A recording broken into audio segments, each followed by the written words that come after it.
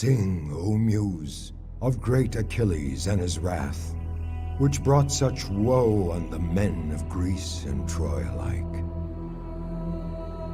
Sing of mighty warriors who fell on the naked shore, whose unburied limbs devouring dogs and hungry vultures tore. Sing of princes answering honor's call, of mortal men defying gods and fate.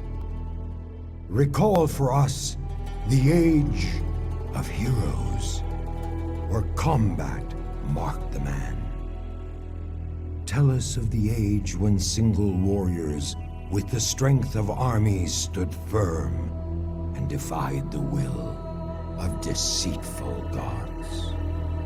Remind us, lest we forget, of the long, cruel years when Grecian and Trojan blood mingled in the dry earth in a war that tore the world asunder.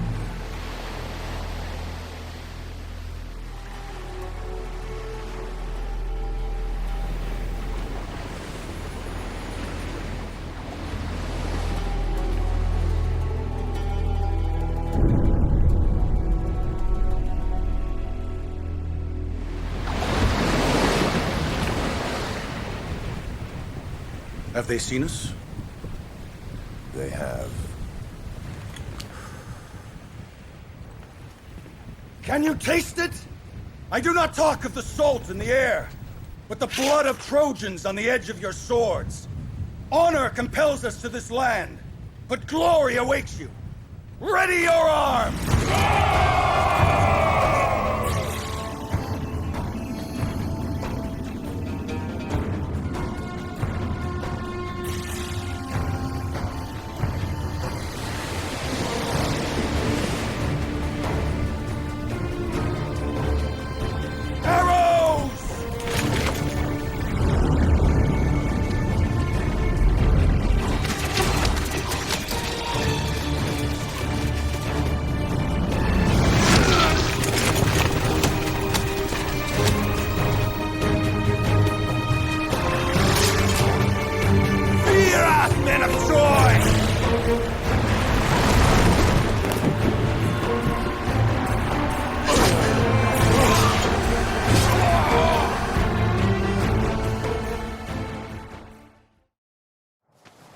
Weapons ready, men!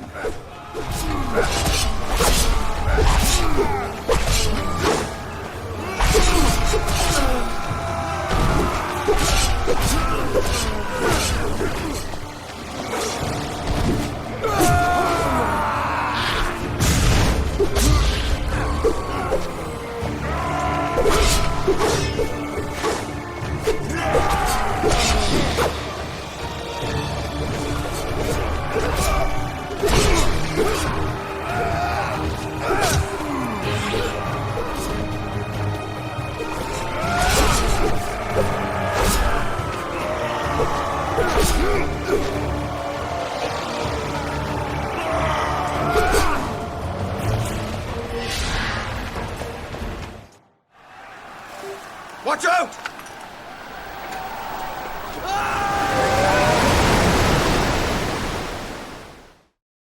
We'll have to go around Achilles.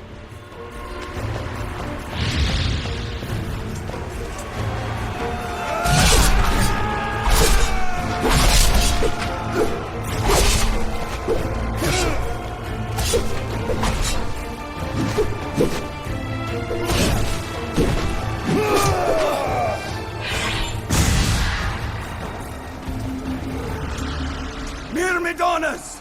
Show them what the greatest sons of Achaia are made of!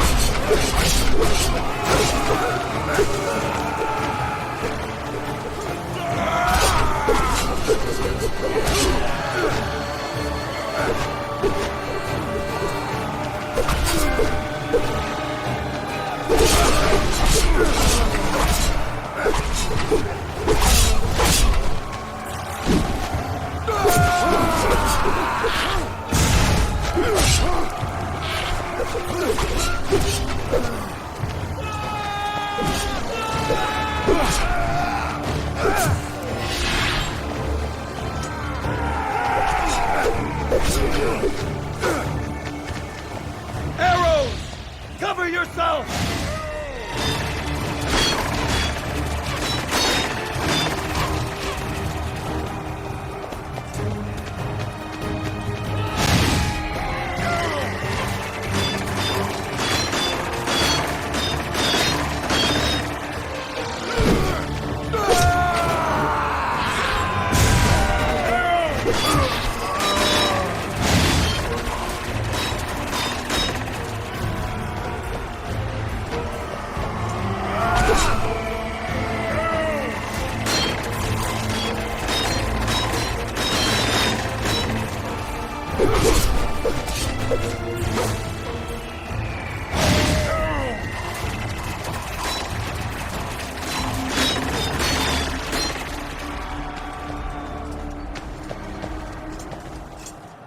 You trespass, Greek!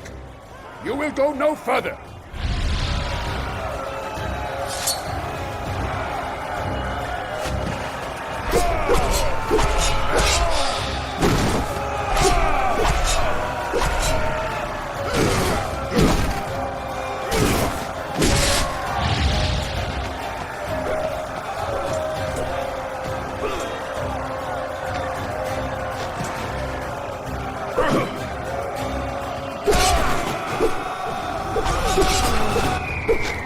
By the gods! They spit stones! What are they? Face us with your spears like men! Cowards! We should follow the river to the north, Achilles. Perhaps then we can find a path up to the ridge.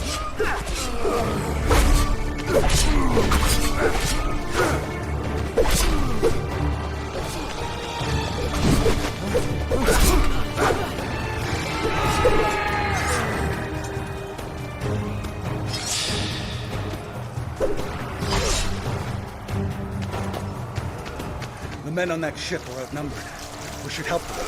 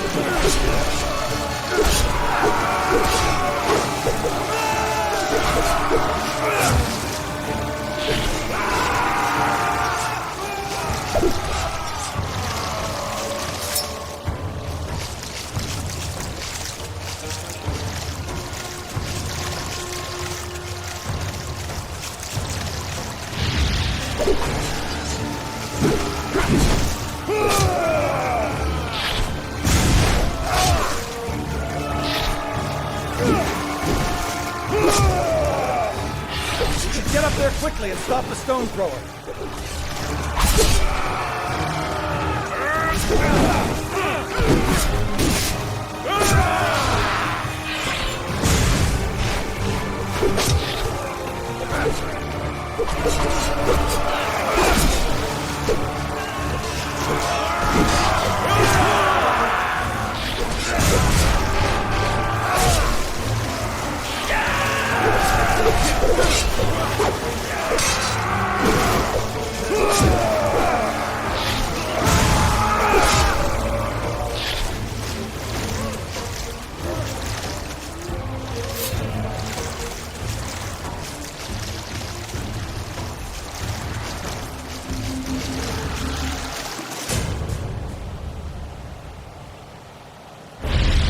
Face me, and you commit suicide, warrior! Die!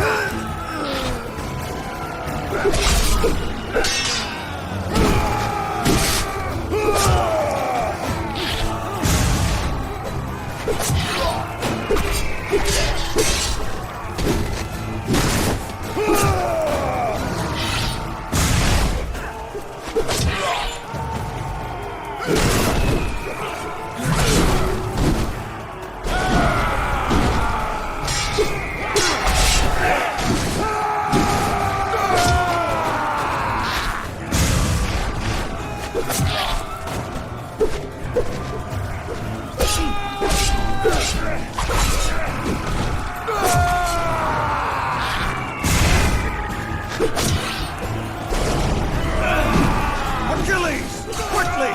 We have to find a way up there! Now!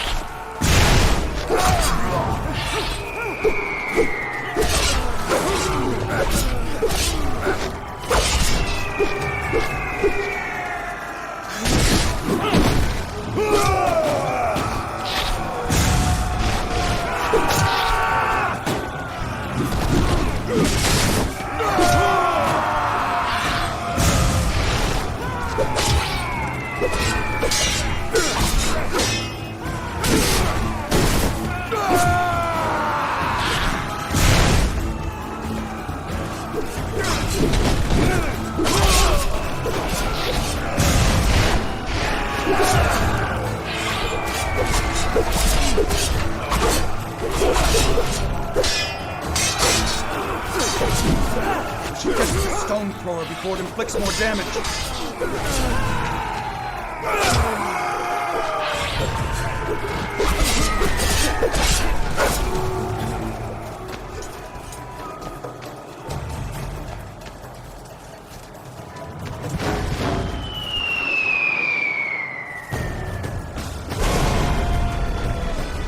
Is this a warrior? Or simply a wall of hide? I'm gonna tear your flesh from your bones!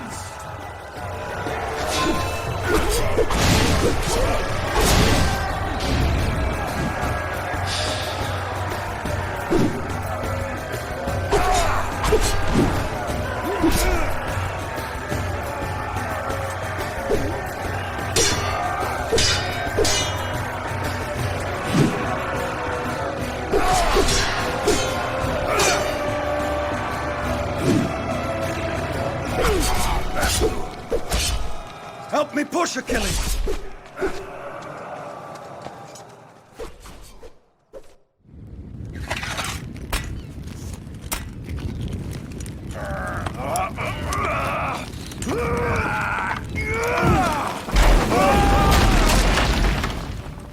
A battle worthy of legend, is it not?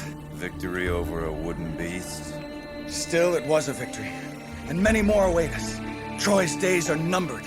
The longer it takes to save this Spartan queen, the better.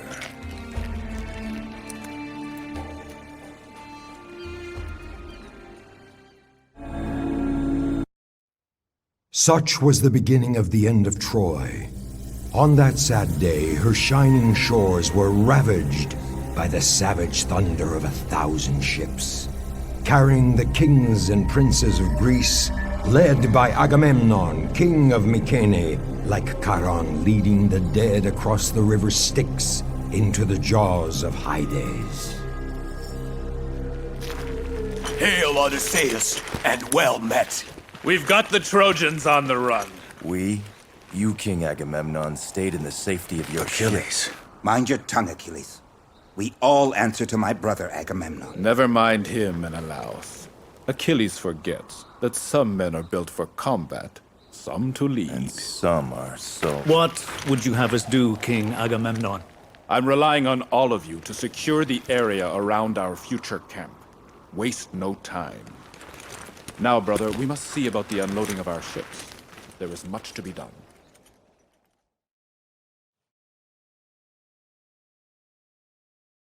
Listen, there are a number of positions we must secure if we are to defend this area.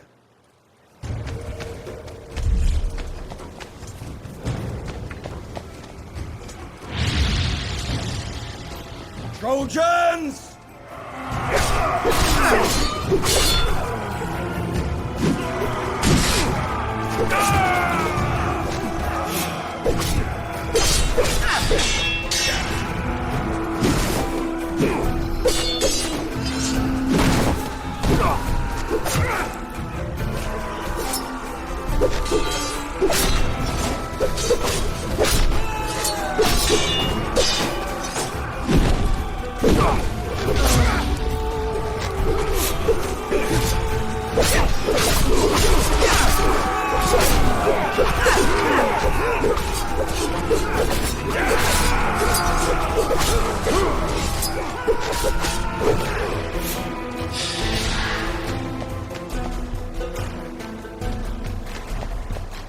Arrows! Cover yourselves!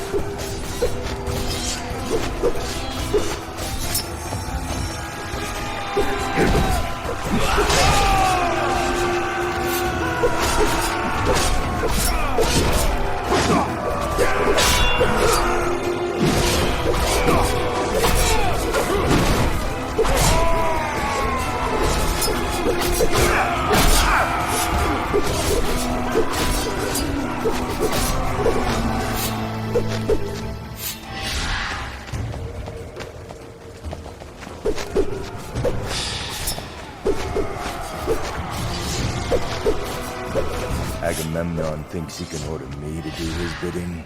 Agamemnon leads at the request of Menelaos. We are bound by oath to serve him. More Trojan blood to be spilled! We need your help!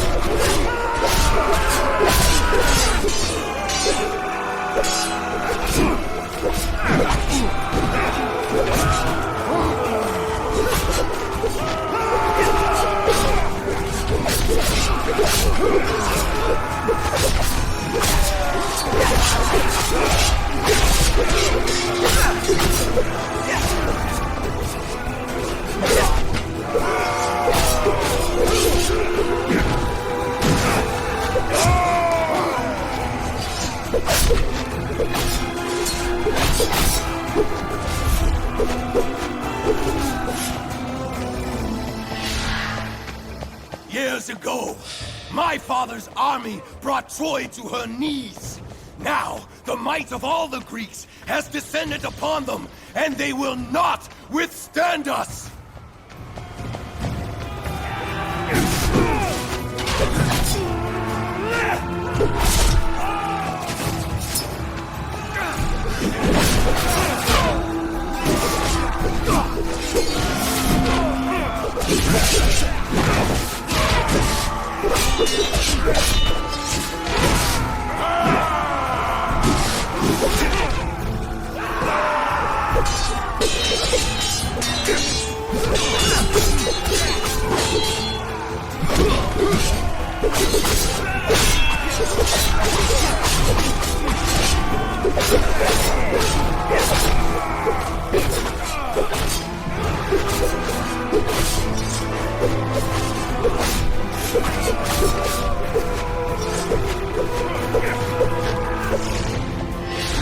What glory is there in claiming this dirt?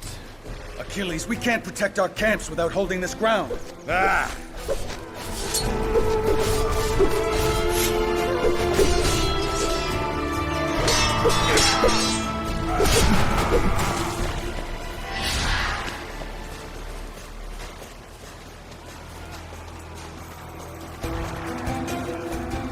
More Trojan sheep yearning for slaughter!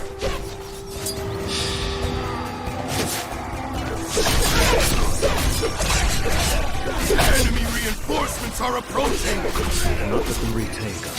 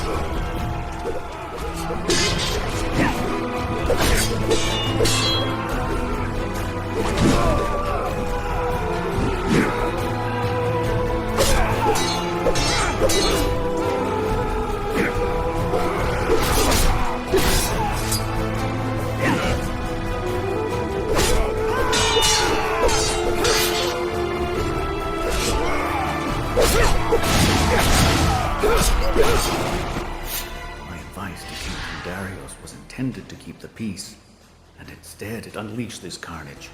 I started it, and I must finish it. Why would the kings of the Ithacans, Myrmidones, Salaminoi, Mykenaioi, and many more set sail in 1,000 ships to lay siege against the fair city of Troy? It was in Sparta, many years ago, that the spark was lit. Those same kings were assembled together not to wage war, but to compete for the love of the most beautiful woman in the world, Helen, daughter of Tyndareos, king of Sparta. It seems you have a problem to solve, King Tyndareus. Ah, welcome, my friend Odysseus, King of Ithaca. Indeed, I do. I am to choose one of them to be my daughter's husband. But I'm afraid that once I make my choice... The others might feel cheated and cause trouble. Indeed. I've refused all their gifts. They show no undue preference. I cannot send them away for fear of losing friendships and creating enemies. Happily, I am not part of your problem. My heart is already taken by Penelope. Have you asked my brother for his daughter's hand? I may need your help in that regard.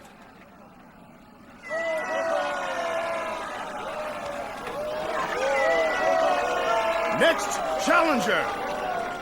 These games won't decide who wins Helen's hand. She has asked me to choose Menelaos. I do not want to refuse her. What can I do? I think I may have the solution to your problem. But in return, I need your help persuading your brother to relinquish the hand of the lovely Penelope. Always the schemer, Odysseus. If you can help secure a peaceful marriage for my Helen, then I will intercede in your name for Penelope's hand. It's very simple. What you need is an oath. An oath? To be given by all of them before you announce your choice. Ah, an oath. What kind of an oath? I swear before the princes of the world and the Olympians in the sky. I swear before the princes of the world and the Olympians in the sky. To protect the marriage of Helen, Queen of Sparta, no matter who shall be her husband. To protect the marriage of Helen, Queen of Sparta, no matter who shall be her husband. So were the kings of Greece tricked into peace by a simple oath.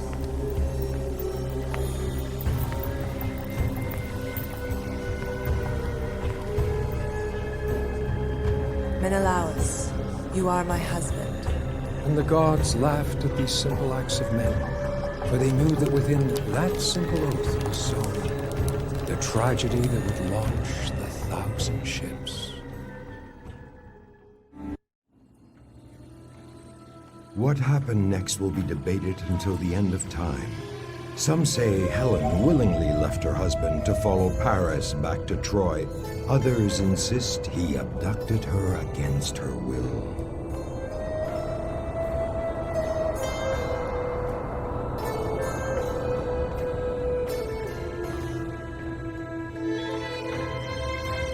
Helen, I cannot leave here with just the memory of the last few days. Come with me to Troy. But I must take pause and leave the story of Prince Paris for another time. I will then tell you of Aphrodite's treachery and the young prince's folly. Who can blame Menelaos for claiming his right to retribution? Enraged, he called on the kings and princes of Greece to honor their oath with promises of rich plunder and treasure. So was assembled the greatest army the world had ever seen. And together they set sail for Troy under the leadership of powerful Agamemnon, Menelaos' brother, king of Mycenae. The mighty walls of Troy loomed above the Greeks and dashed any hope of a quick and easy war.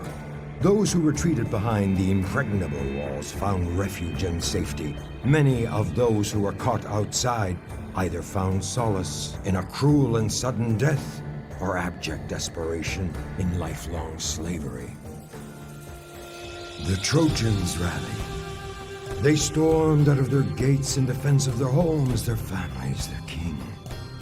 Fiercer blood runs through the veins of those who defend, and fiercer still runs the blood to the veins of men when they follow a great leader like Hector, the greatest of Priam's sons. He was the one who led his men in aid of those still beyond the walls.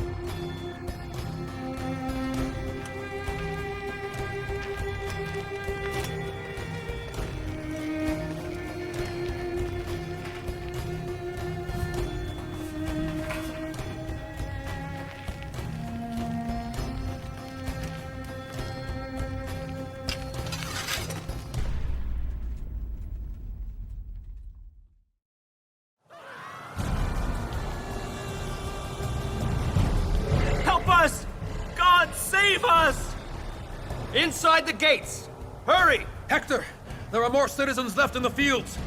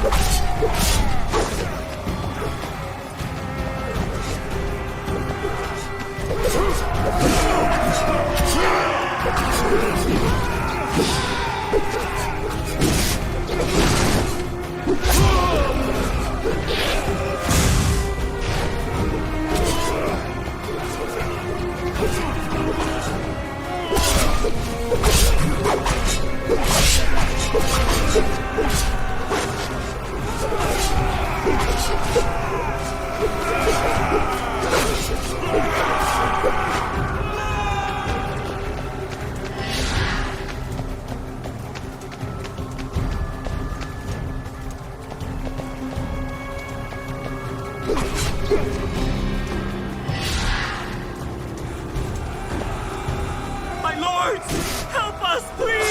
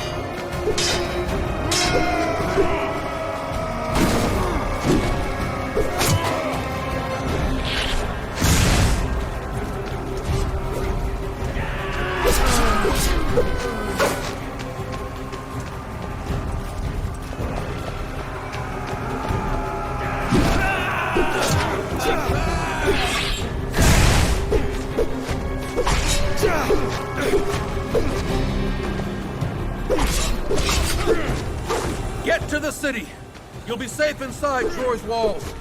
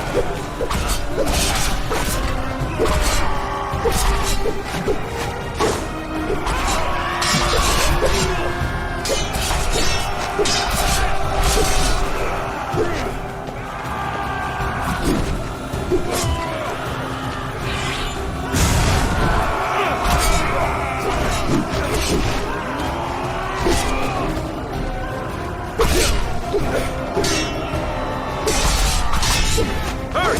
Get within the city walls!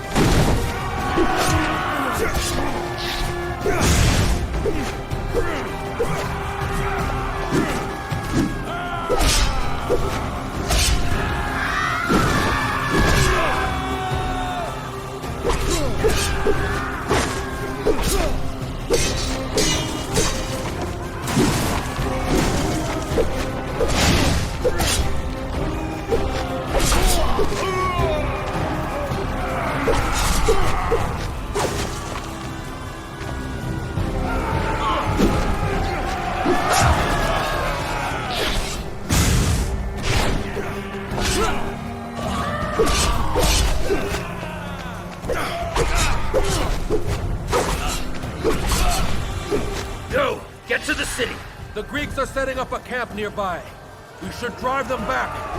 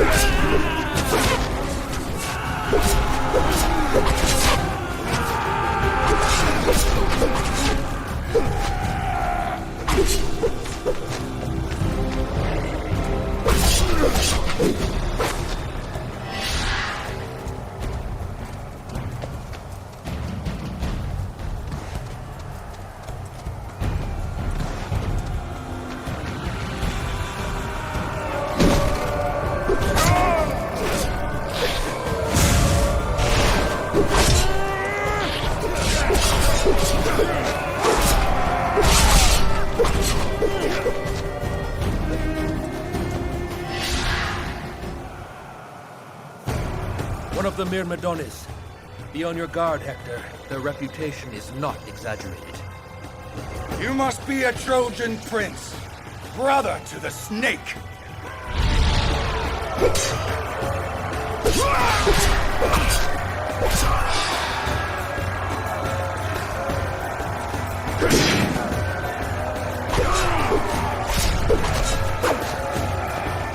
Why do you fight to protect a coward?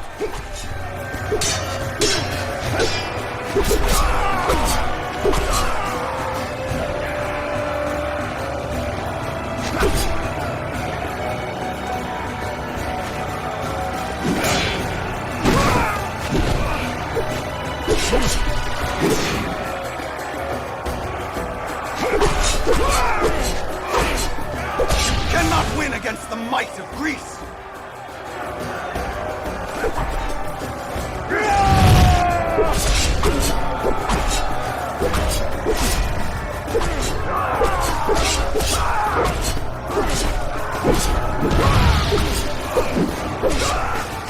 Curse you, son of Troy! We'll meet again.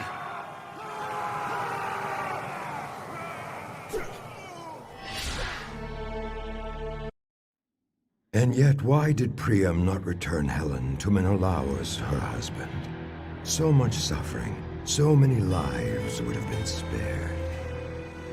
Nothing simple is ever easy. Fear and doubt fester secretly in the hearts of men, condemning their lives into the darkness of guilt.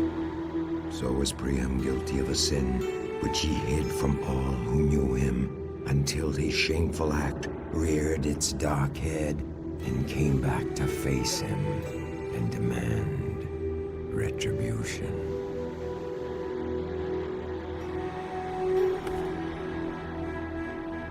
It happened years before the war, when the gods looked favorably upon Troy and showered it with peace and plenty. That year, the altars were kept burning with offerings to the gods. King Priam sought the best bull in the land and offered it as a prize in a tournament. It was a great day. The first day of the end.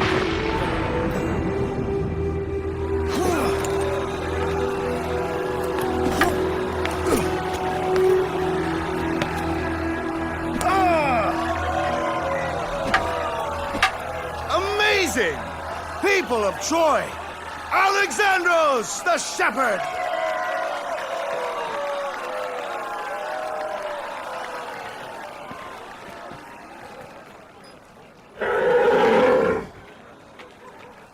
Quite a beauty, isn't he? It's my bull, stolen from my herd. It's a prize offered by King Priam for the games. Are you saying the king stole it? His servants did, to keep the gold they were to buy it with. It's my bull. Well, if you want to get it back, you've got quite a challenge on your hands. That is Deiphobus, Prince of Troy. I hear he's the finest swordsman of Priam's many sons. And Hector, the eldest prince.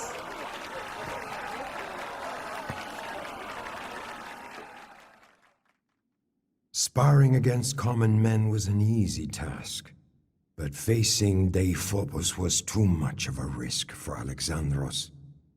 Instead of competing for the bull against Troy's champions, the young shepherd untied the ropes holding the beast and pulled it out of the arena. Deiphobus would not stand for this insult and went after the young man. Alexandros fled through the streets of Troy to the altar of Zeus, where he hoped to find sanctuary.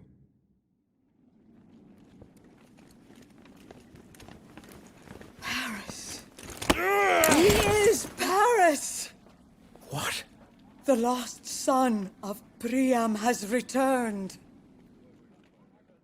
Don't speak to me of my lost son. Your delusions have brought me enough pain already, Cassandra. He is your son. Young man, who is your father? My father was Agelaus, a shepherd, as am I. Agelaus? He was a valued servant in my court. The man I trusted to take my Paris. You are the torch which brings fire and death to Troy. Great King! King Priam! Father! Forgive me, O great King. Have mercy. I could not bring myself to do what you asked of me. Have mercy on him. It is I who should be punished for disobeying you, sire. Never has disobedience been so welcome. It's true. The day you were born, Isakos, the sacred seer, foretold that you would be the ruin of Troy. His words were never false. So I ordered Agelaus to take the child from his crib and end his life.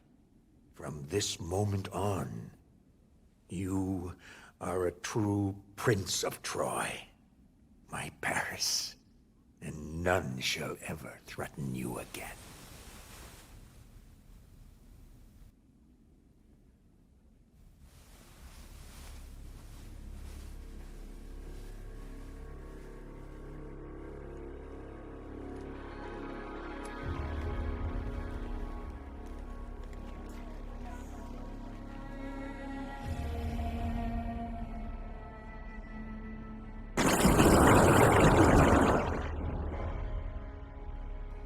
So as Paris returned to Priam's household, the Shepherd Prince became known throughout the Troas and was envied for his beauty and strength.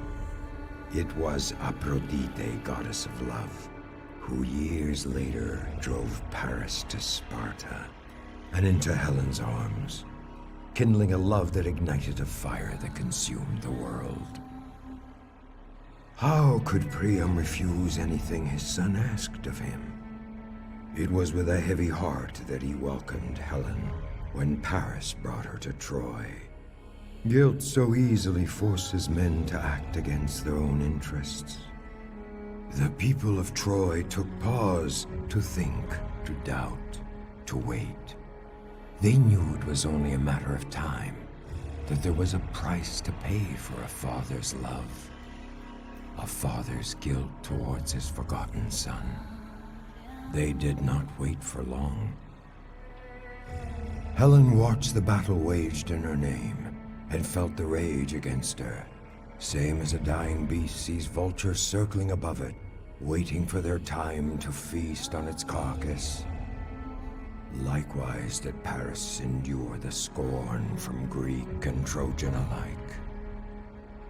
He was not only the cause of all their misery, but also the only hope for their deliverance. This was, after all, his fight, his cause, his battle to win or lose. Helen, do not blame yourself for Troy's misery. I am the one who caused it, and I am the one who must end it.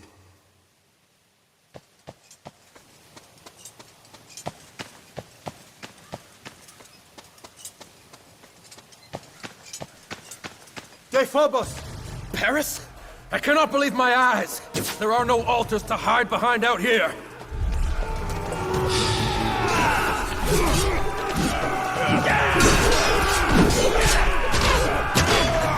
Are you here, Paris? Has Helen driven you from her bed?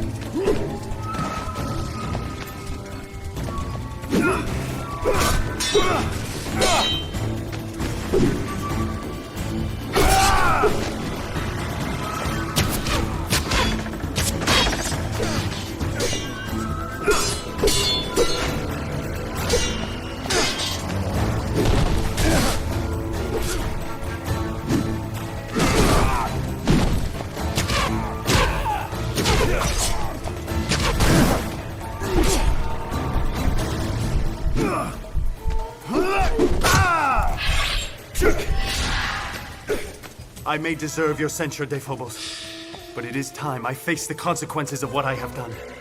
You speak like a true prince, brother. Our men need our help. Lead the way. Let's restore their faith in us and in your honor.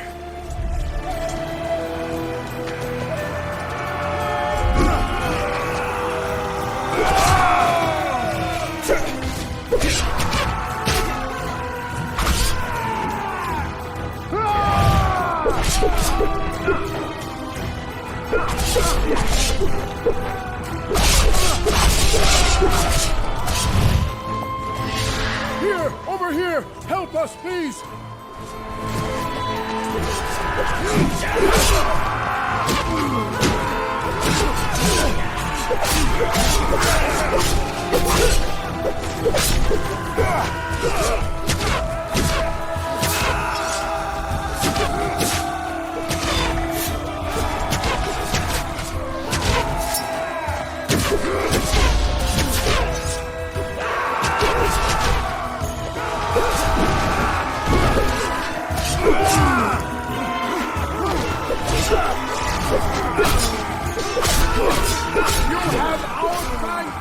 The success bodes well, brother. Let's hurry to aid the rest of our men.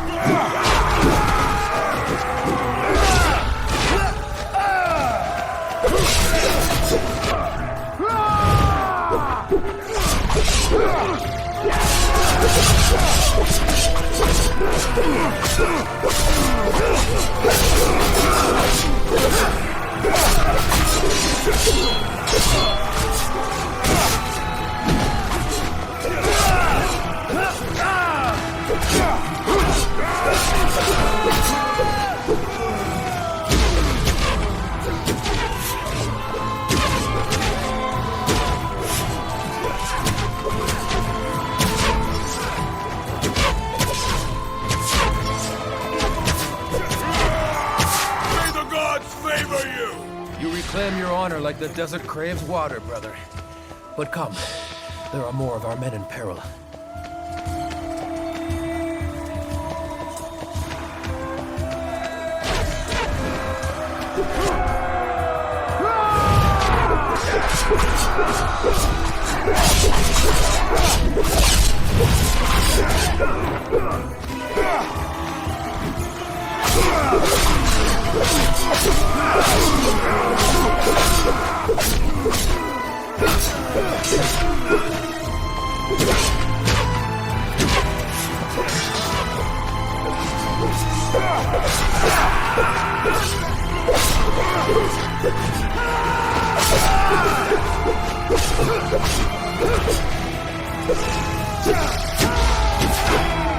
Onward, Paris! You are riding on the wings of victory! You've wished me dead for years, Deiphobus. Paris, I only wish for this war to end. And it shall, one way or another.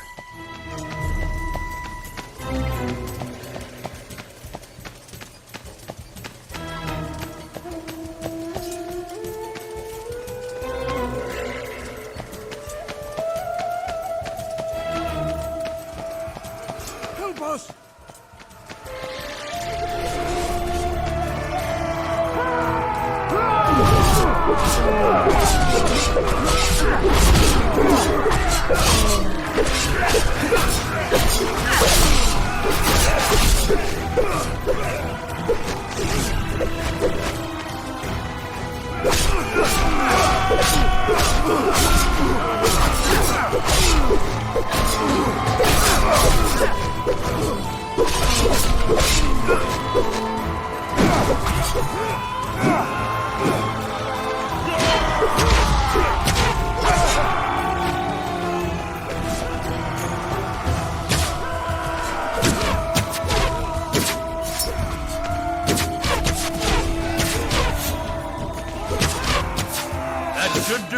It's not yet enough.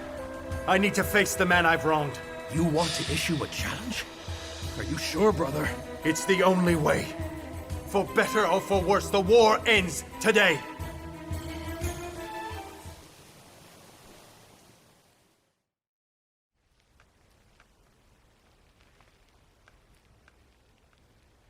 Paris, may the gods be with you. I wish you well, brother.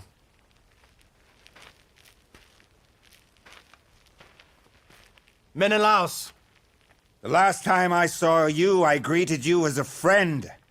Today, I meet you as my enemy. Today, one of us shall fall for the love of Helen.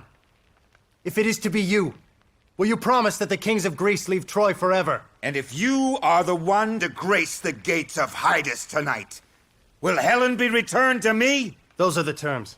So be it!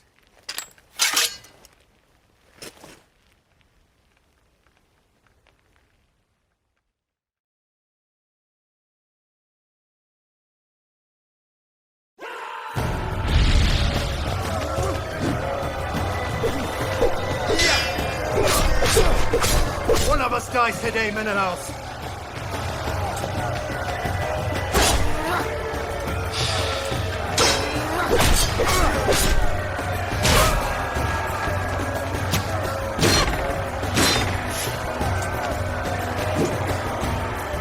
Do not have any doubt, Shepherd Prince. Charon is waiting for you.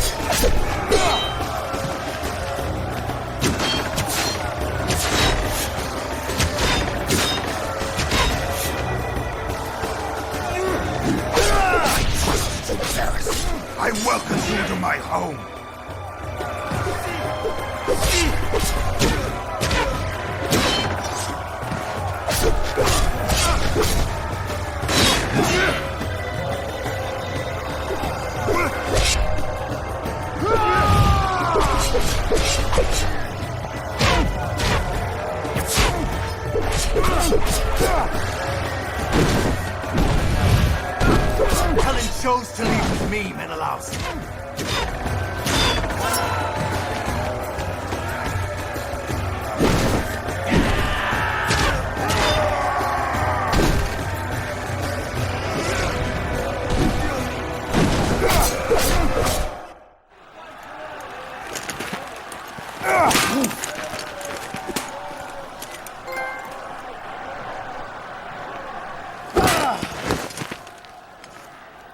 You have fought for many long years for my honor. Now at last, I will end the war which I started.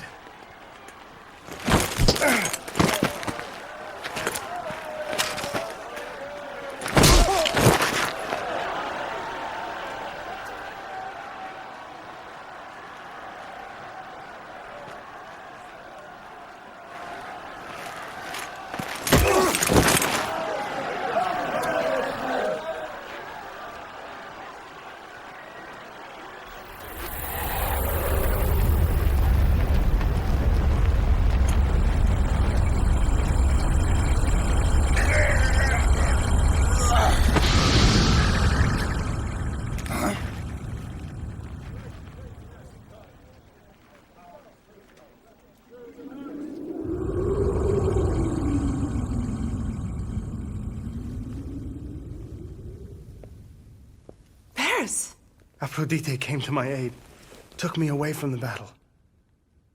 I am saved. You are. I wonder how many will rejoice. Is this the honor a Trojan prince shows in a challenge of his own issue? Is this what Helen left me for?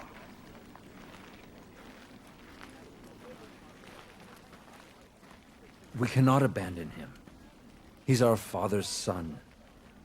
It's useless. The gods have already determined our fate.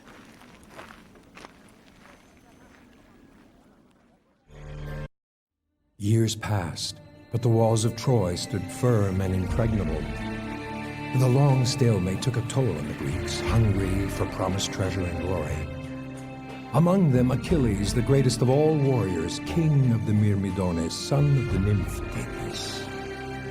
Rather than standing idle under the invincible Trojan walls, he led his men against neighboring towns and cities, which fell to his sword like weeds to a scythe. In 3 years, Achilles conquered 12 cities, which he claimed and plundered, begrudgingly sharing the loot with Agamemnon. Everything changed the day he came to the outskirts of Lyrnessos. Achilles, look. Lyrnessos. Their warehouses are full of grain. Let's just take what we need and not dally among farmers.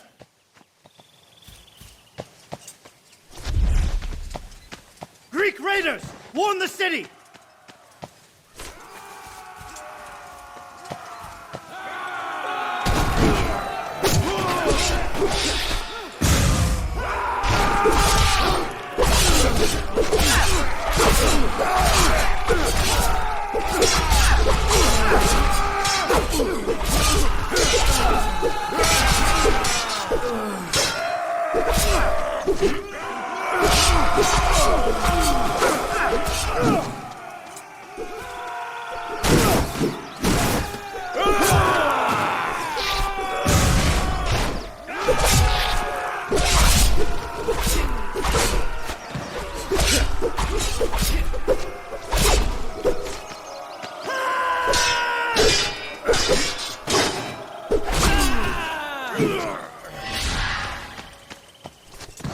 It is said these lands belong to the son of the goddess Aphrodite. Will he fight alone, or bring his mother along?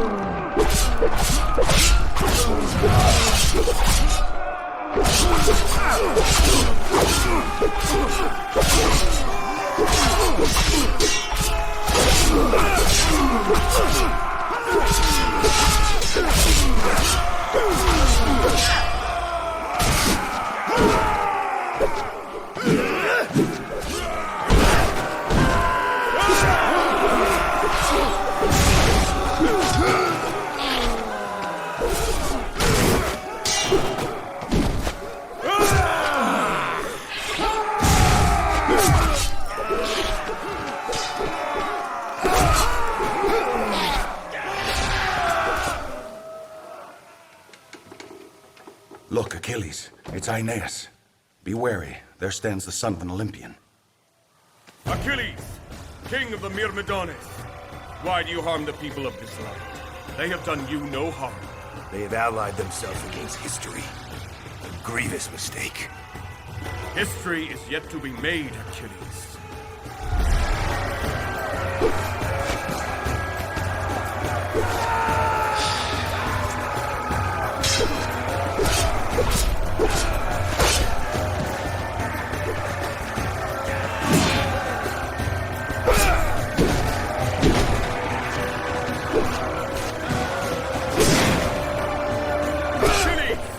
Your cruelty will earn you only infamy and death!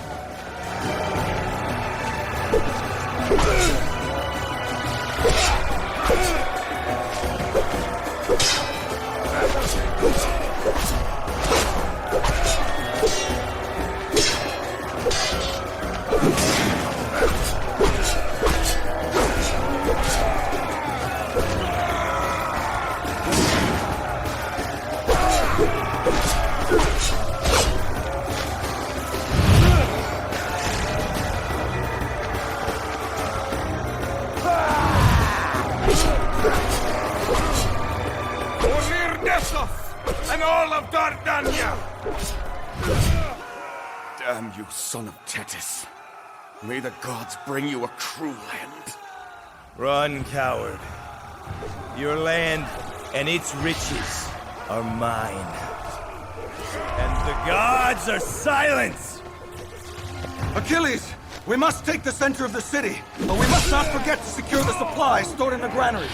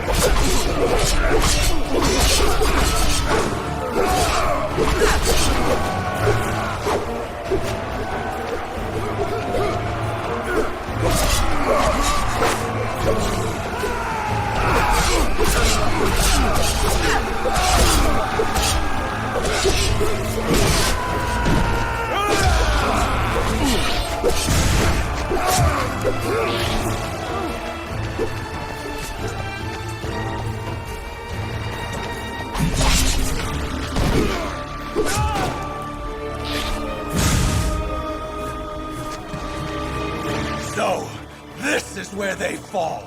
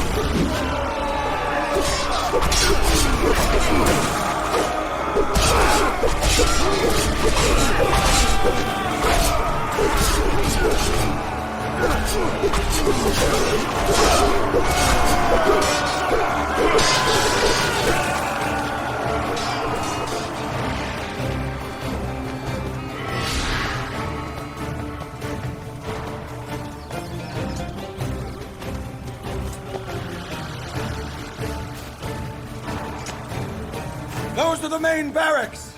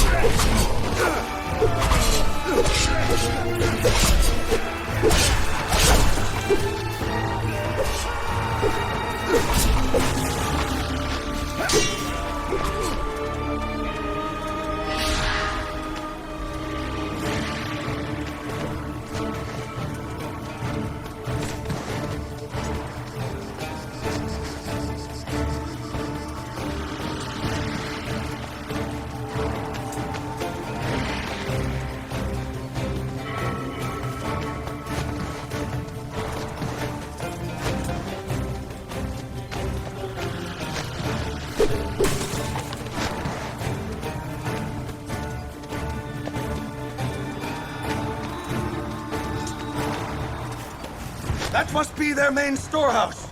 Those supplies will prove invaluable.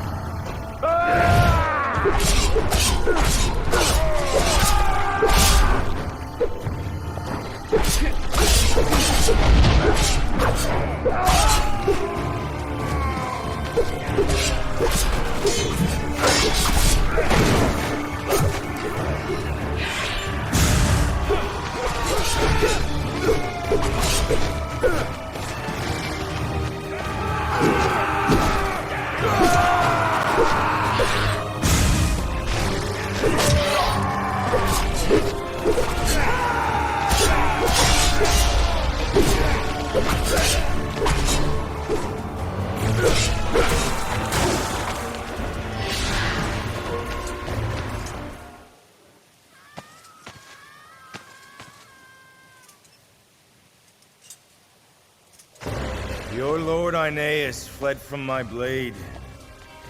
No one comes to protect you. Your city and everything in it are forfeit. I will drive you away with my own hands if I must.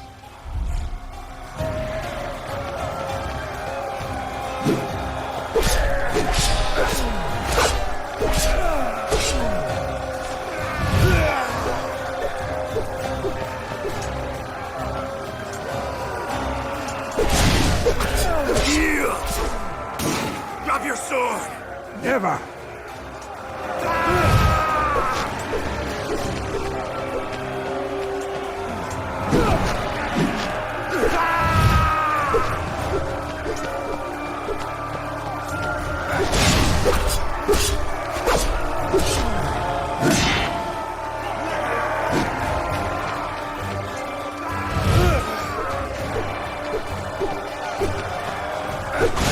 Not live as a slave.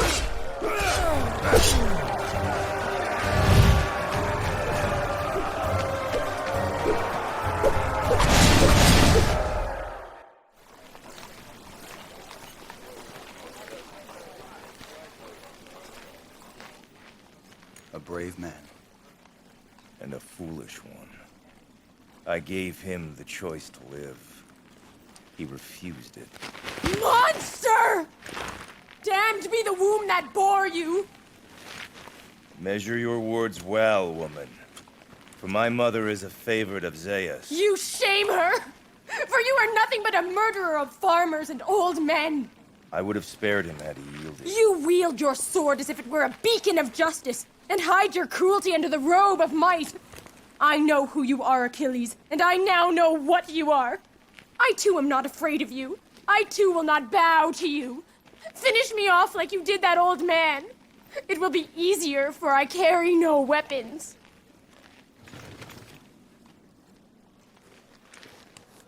She is mine. See that no one claims her. He was my father!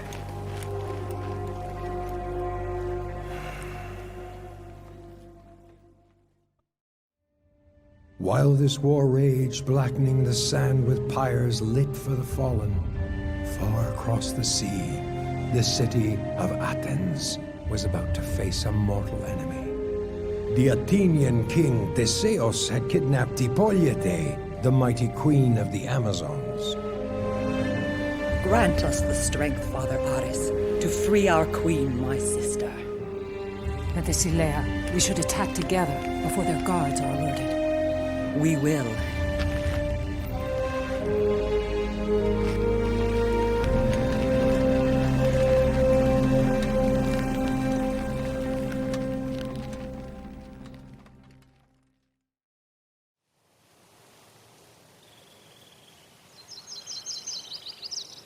It's nearly time. We should take out their sentries and find a way into the citadel.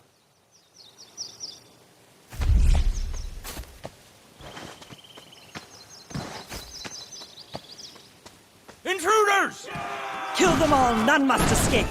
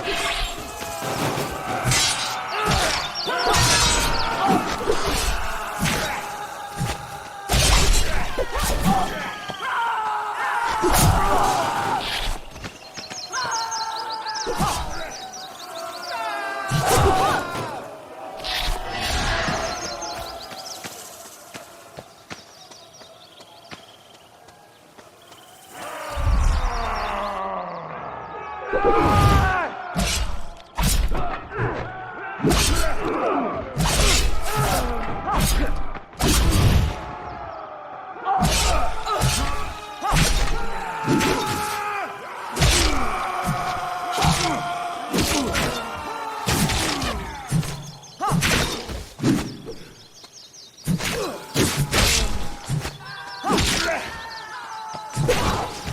Hippolyte should be in her chambers.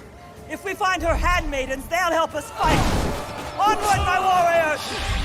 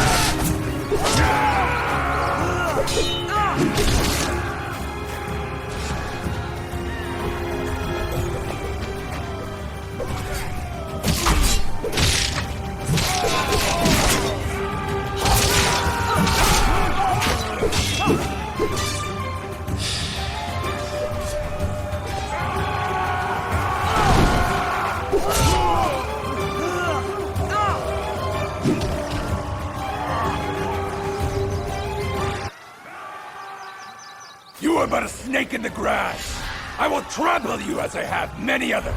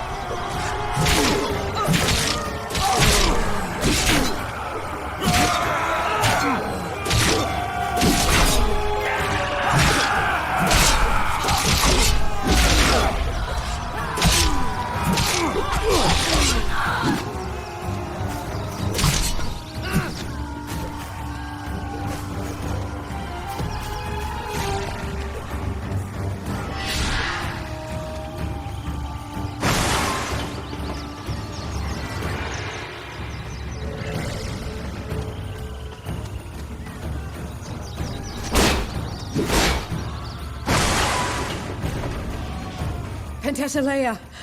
Sister! Hippolyte, I cannot stand to see Odysseus treat you this way. We must make him suffer for this.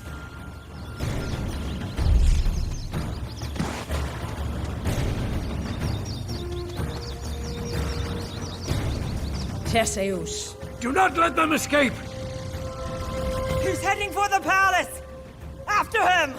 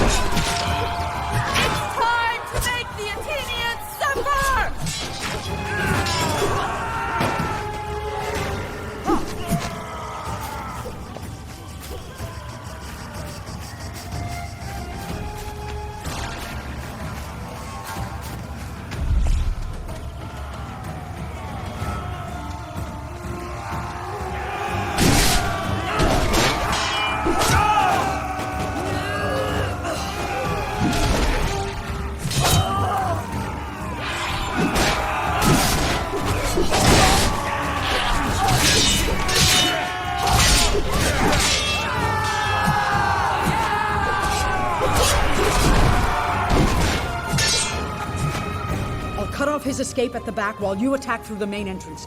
But leave Theseus to me.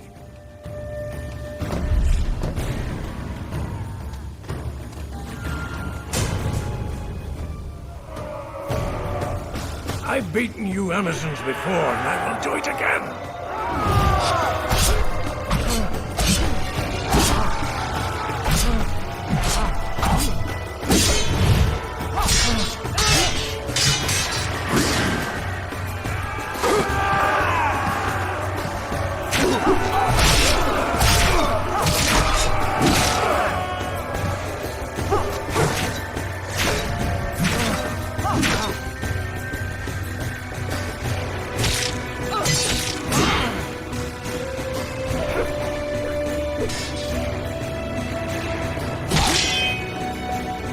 Would not have dared attack had my army been here instead of at Troy.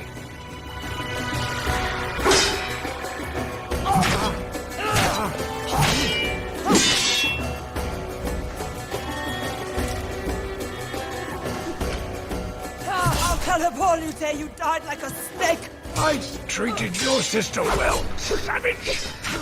You treat a queen like a slave!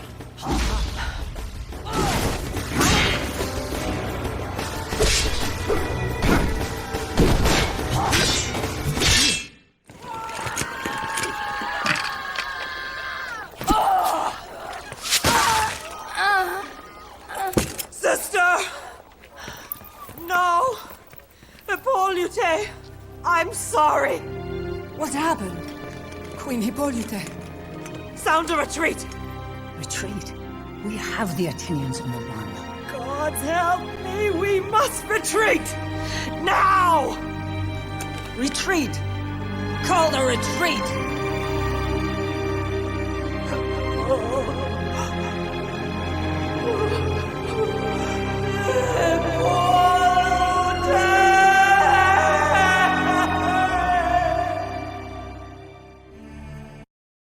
"9 years after the 1,000 ships arrived on the shores of Troy, the Greeks held sway on all the land of Troas, except for Troy and the mighty city of Thebe, ruled by King Aetion. Agamemnon and Ajax sailed for Thebe, Troy's last ally. Where others had failed, they resolved to conquer.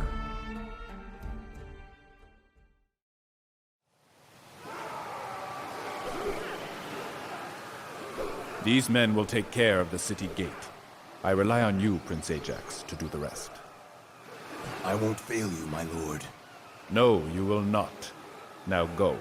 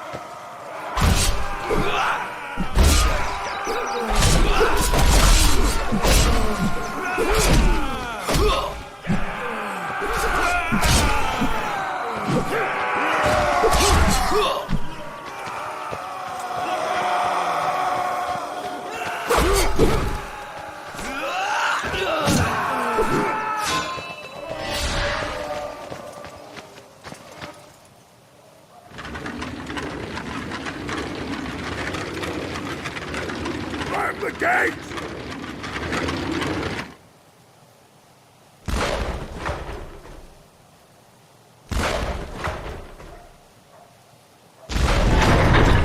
Stay back! I'll clear the way!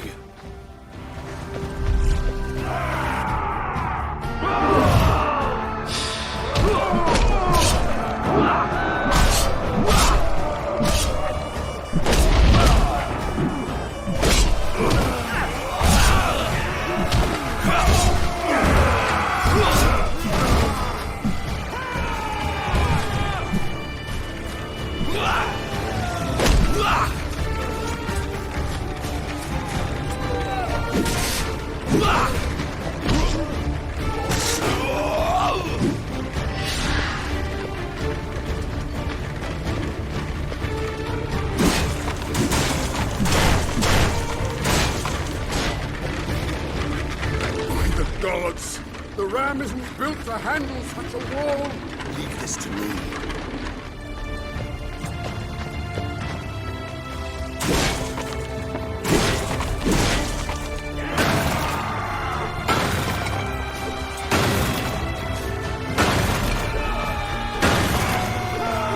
Why was it so difficult for Odysseus to take this city? I must remember to ask it of him.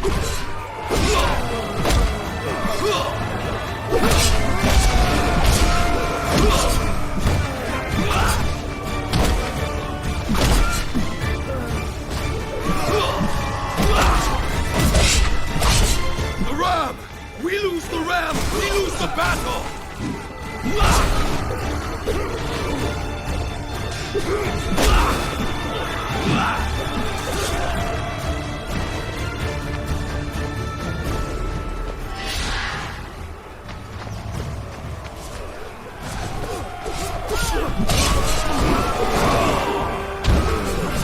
Ajax! The ram is under attack! We must protect it!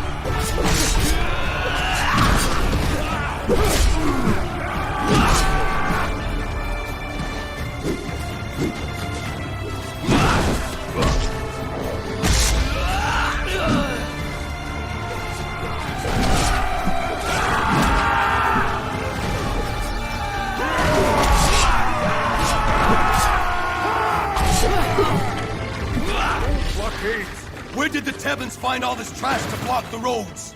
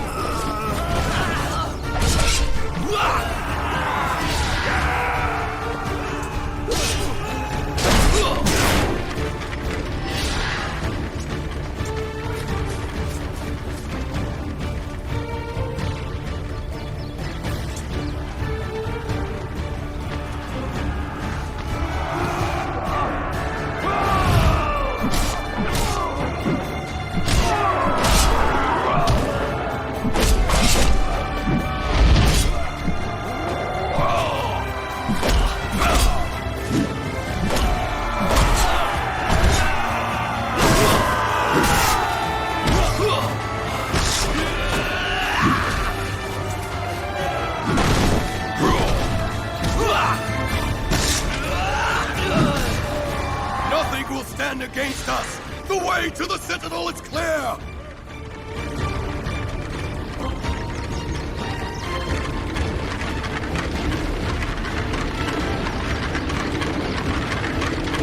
Defend the ram! They will not get through us!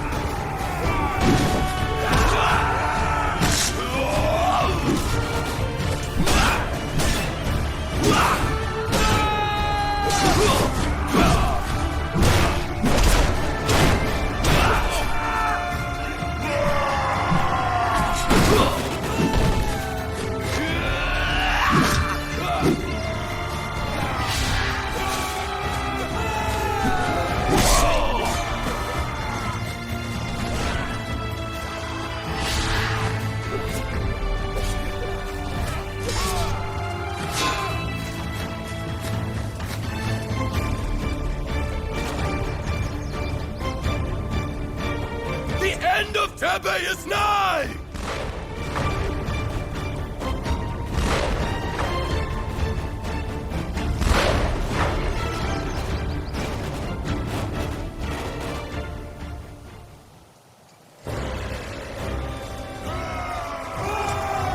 You must be Aetion, king of this doomed city. Make haste, Greek. Let me join my sons before Carol takes them across the Styx.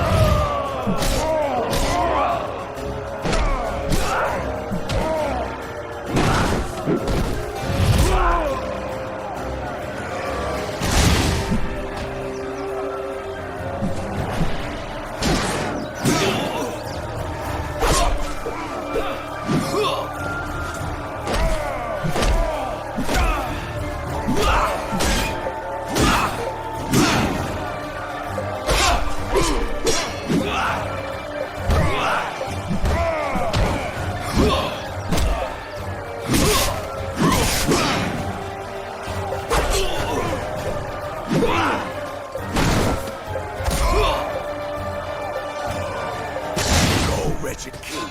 Be with your sons. Prince Ajax, Thebe is ours! Yes, King Agamemnon.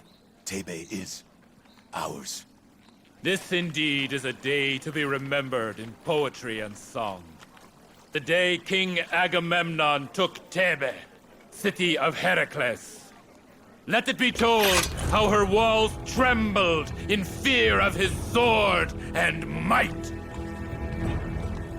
I am the high priest of the great temple of the twin Olympians.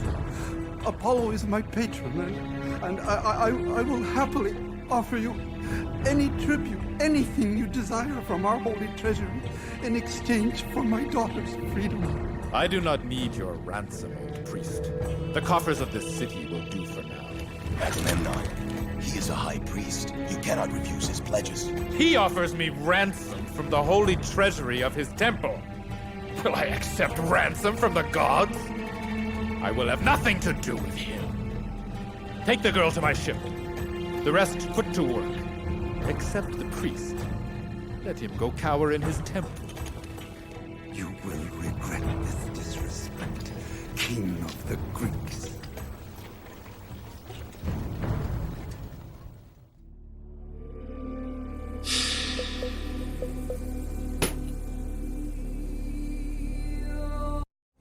A shrill cry rose from the Greek camp. The plague! The plague! Panic spread like wildfire.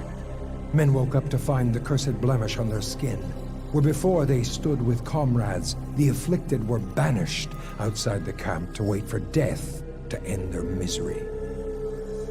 The council entrusted Achilles and Patroklos to seek out a reason for the curse. Their only hope was to journey to the temple of divine Apollo and beg for mercy, for answers, for deliverance. On their way, Achilles' mother, Thetis, nymph of the seas, came to her son. She warned him that he should not harm Troilus, the youngest Trojan prince, should he encounter him on his journey. Prince Troilus, warned Thetis, was a favored of Apollo, and killing him would incur the wrath of the gods. Was it pride? Was it arrogance? Or was it pure folly that drove Achilles to ignore his mother's warning and declare that no fate, no god on Mount Olympus could keep him from what he had already resolved to do? The destruction of the house of Priam.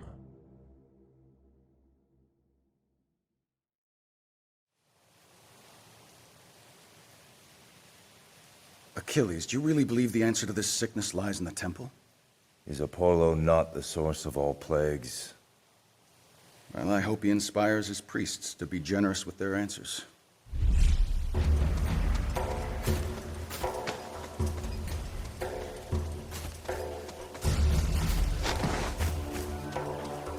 Ha! Some challenge to make the journey worthwhile.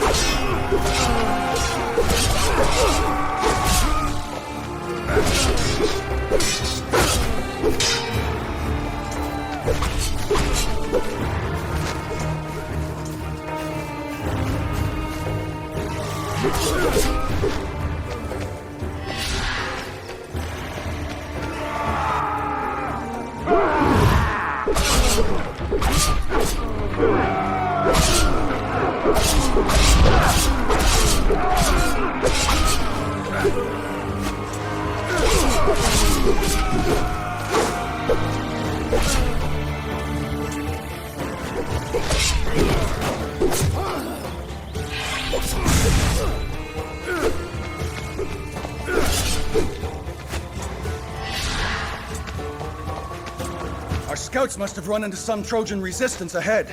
That would explain why we were not warned.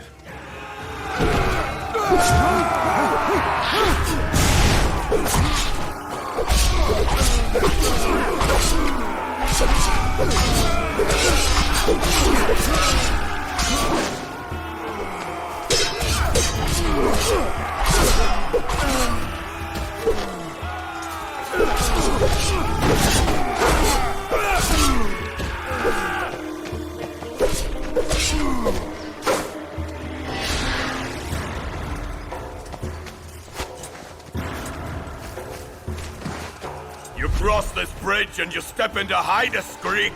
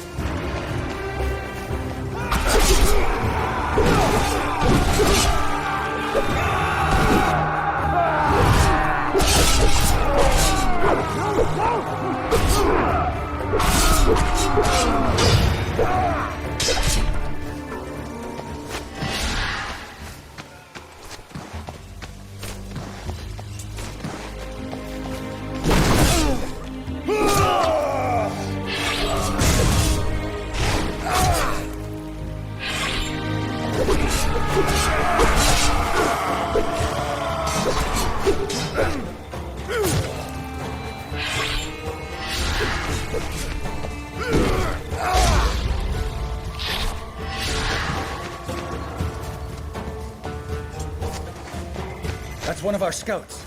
Mighty Achilles! The others, they've been captured. Achilles, additional men would be useful in taking the temple.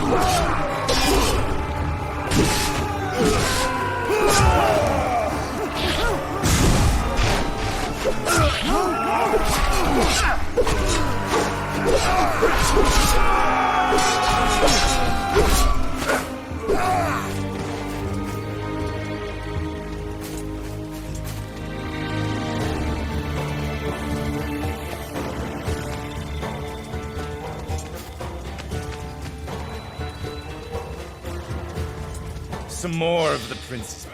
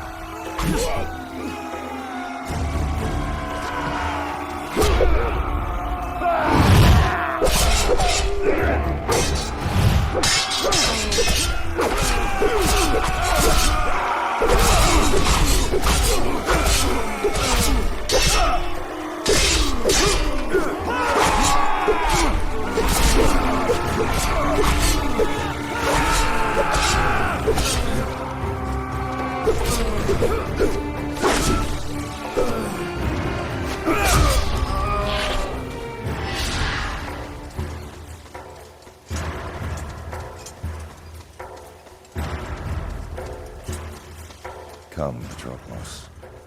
Let's meet this blessed of the gods.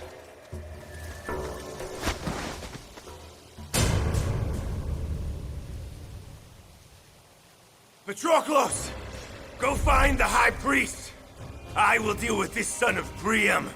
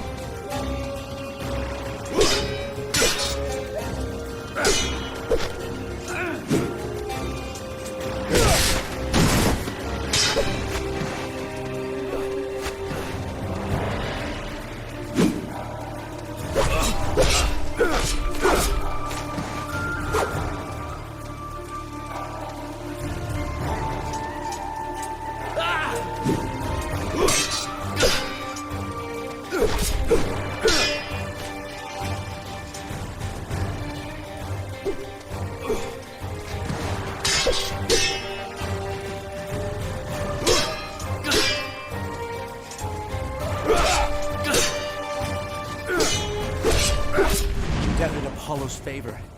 How does it feel to suffer his wrath?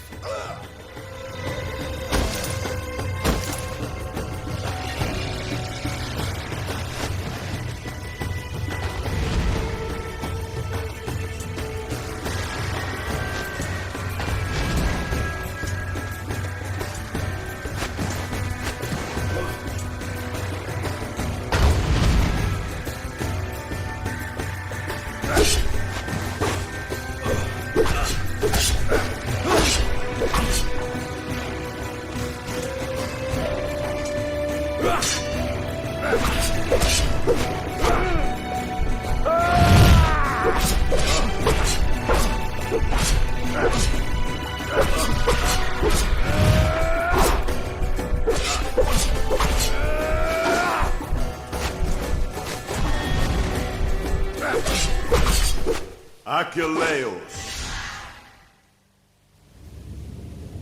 I am here, Apollo! You dare to enter my temple and kill a beloved son of Troy at my feet? You may be the son of one divine, but you are a mortal.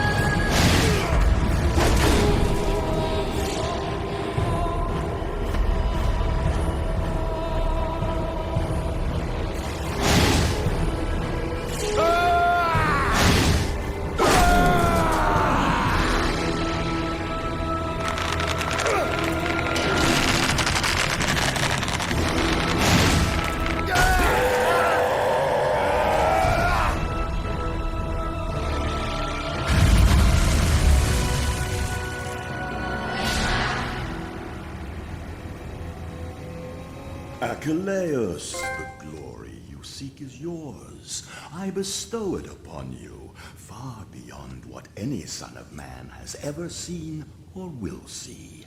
All you must do is learn its cost. Achilles, thank the gods you're alive. Have you found the priest? He's in the courtyard.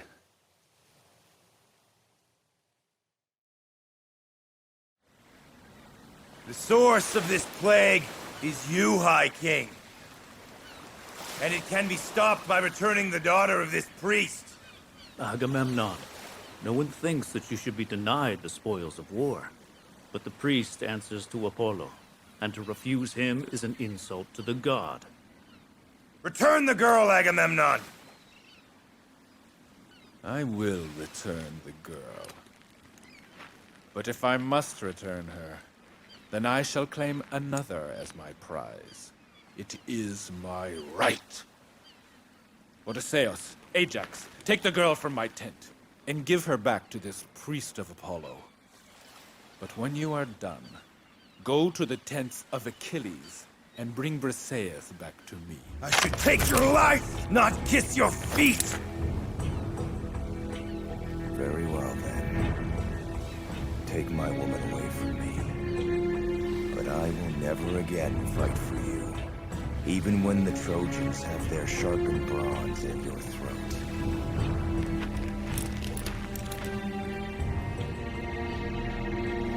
May the wrath of the gods descend upon you all, and curse your offspring in eternity! The news that great Achilles had withdrawn his sword and his Myrmidones from the fight spread like wildfire in a parched forest. The gods on Mount Olympus bickered and argued among themselves. Achilles' defiance threatened their divine plan, and their authority was being brought into question. Their resolve was to teach the Greeks a lesson they would not soon forget. Favor was thus removed from the Greeks and bestowed upon the Trojans.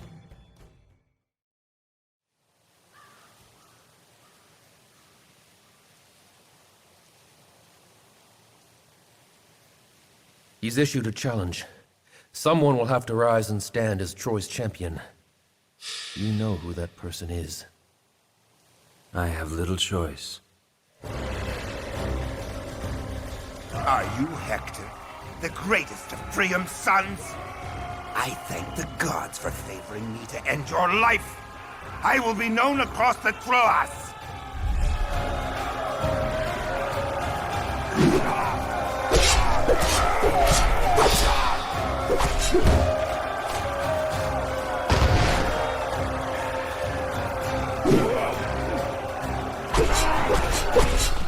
Today we shall drive them off this land and push them beyond the Scamandros.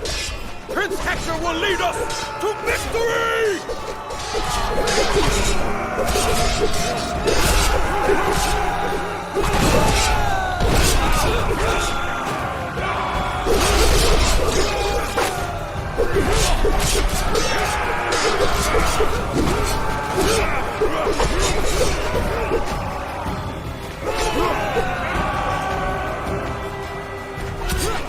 Hector, the men report that our forces are being overwhelmed to the southwest. They need you!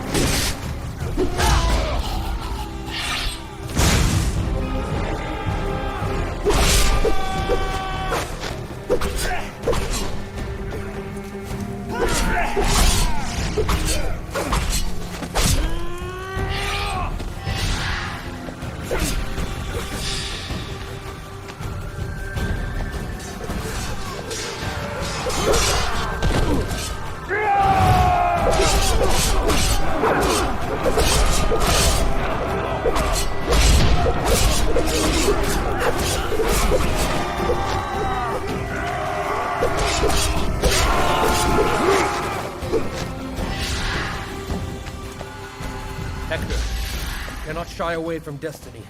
Like it or not, you will stand as Troy's champion. You begin to sound like Cassandra.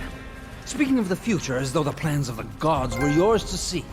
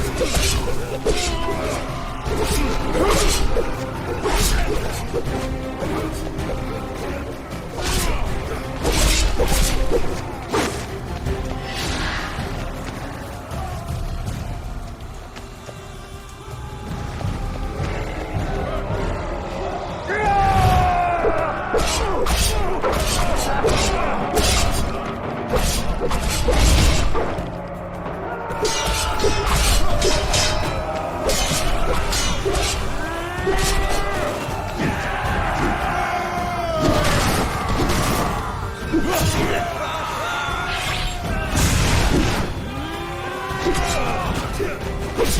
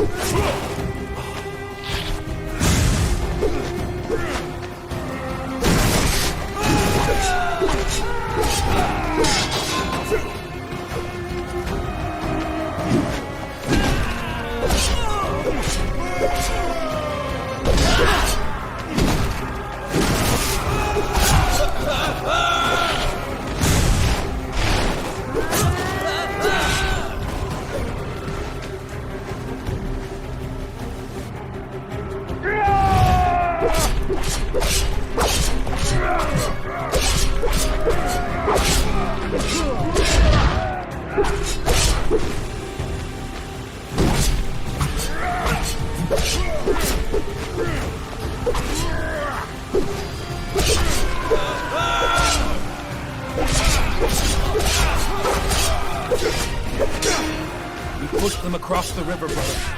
Now it's time to attack their main camp.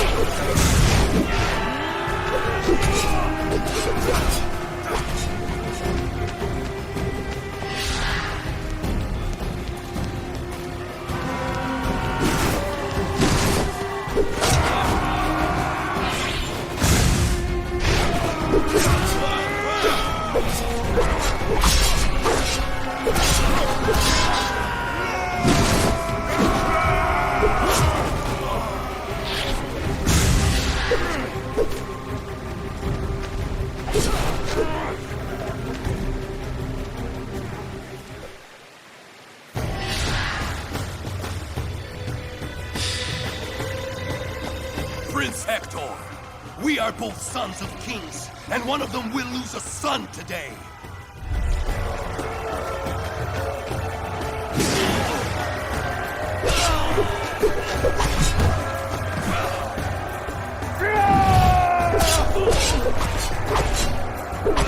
I am the son of Telamon, conqueror of Troy!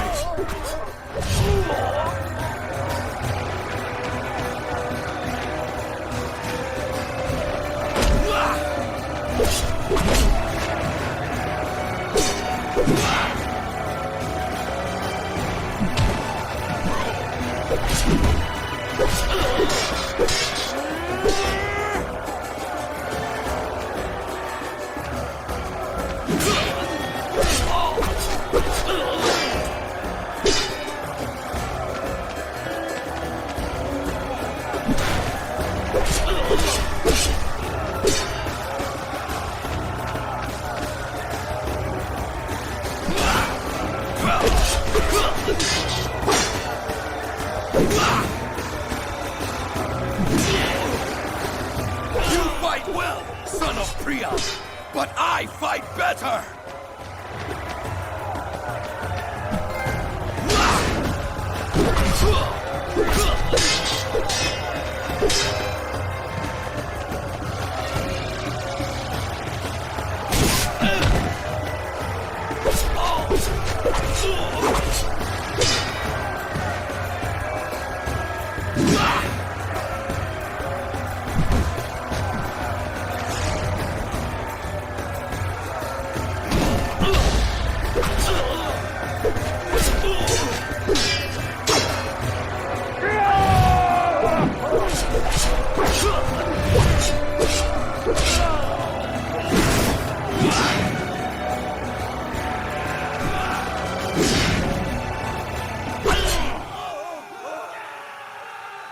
Achilles will return and avenge this day. Until then, I curse you, and I curse your house, son of Priam.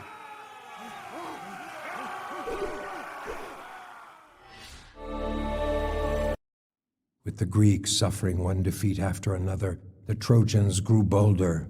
Odysseus knew that when courage abandons the hearts of men, defeat rushes in to fill the void. He had to reignite his troops' morale, without delay, at any cost. More often than not, it is insignificant acts that change history. Despite this, it is the results that are commemorated in songs and give birth to eternal legends. We all know how Odysseus defeated the Trojans, Troy's allies, who had secretly flanked the Greek camp. History would have been different had Odysseus not captured a spy, who was made to reveal what lay ahead, waiting in the forest beyond the Grecian camps by the mighty river Scamandros.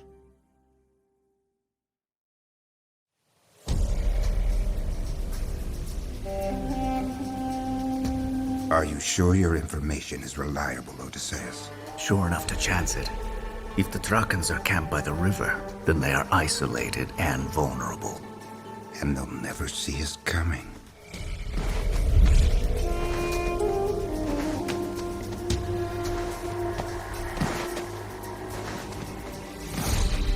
Look, Trojan patrols. If we want to maintain the element of surprise, we should avoid them or at least be sure they don't alert any others.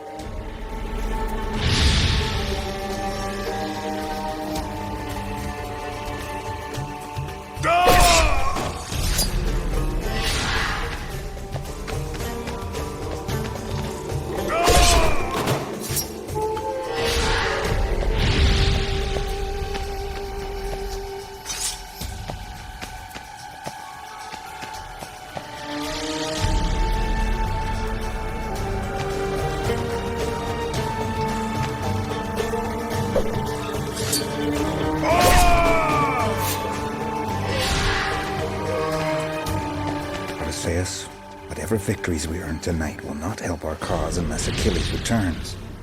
Why don't you speak to him? Going to Achilles now would be a mistake. It would only serve to heighten his pride.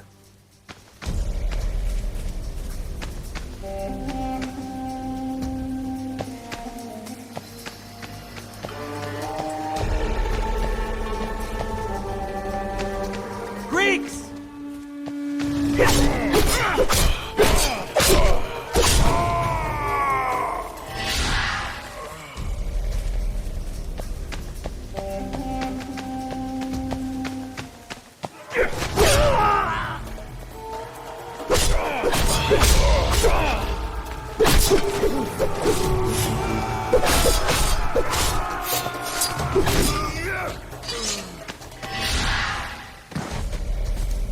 We've known nothing but defeat since the day Achilles abandoned us. The gods will find a way to move Achilles' heart. Invaders! Greeks!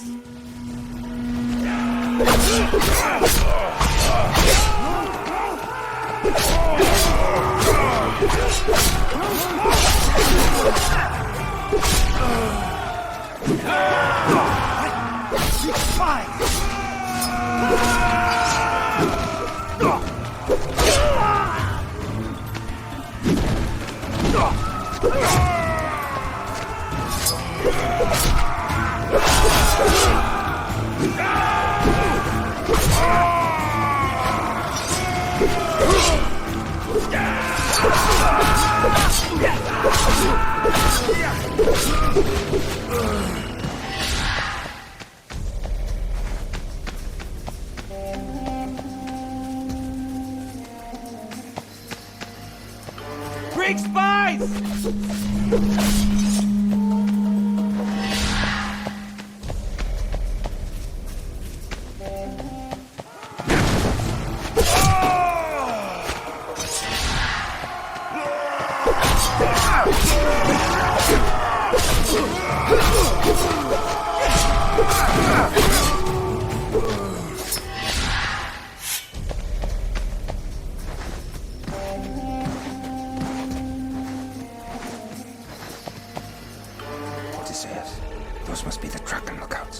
Heavily guarded, no doubt.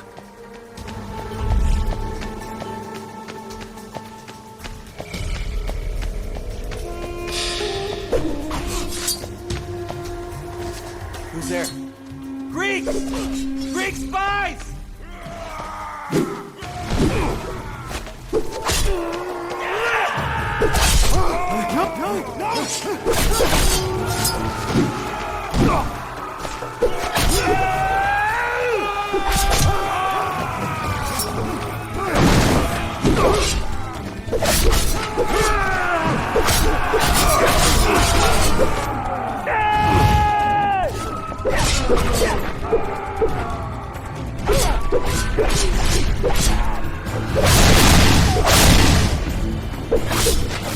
Their main camp should be here.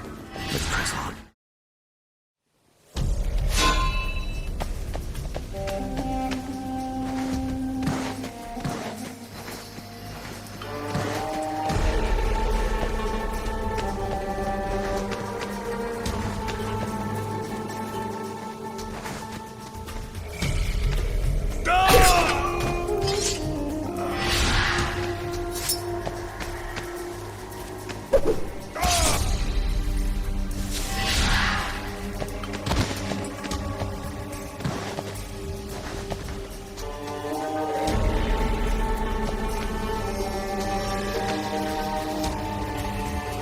Invaders!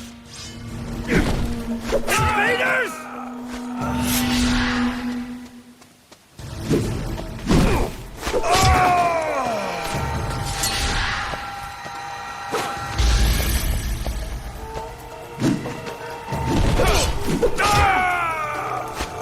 Invaders! Greeks!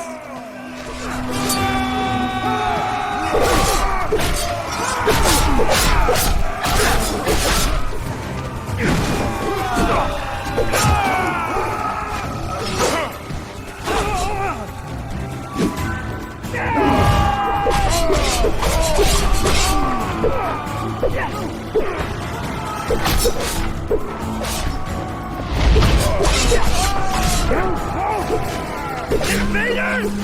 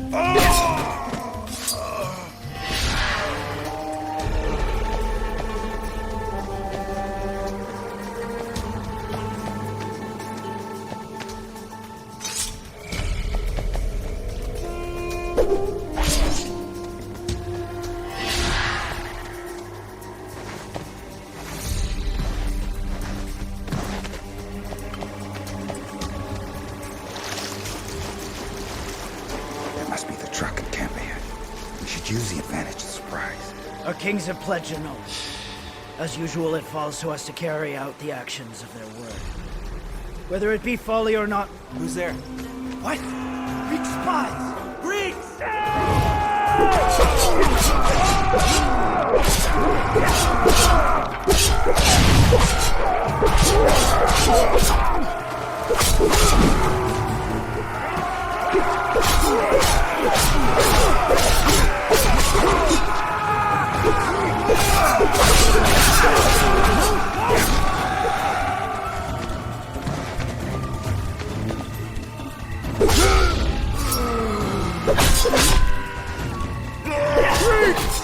You dare attack my lady to sleep, you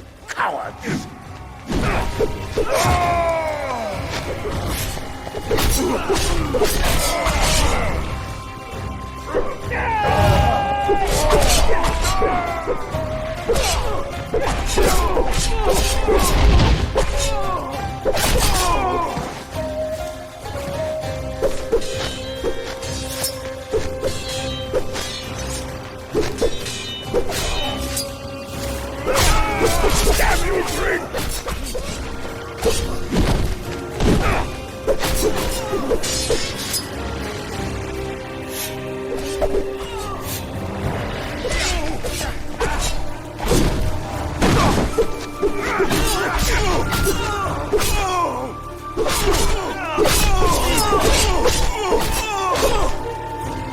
Finish him off, Odysseus.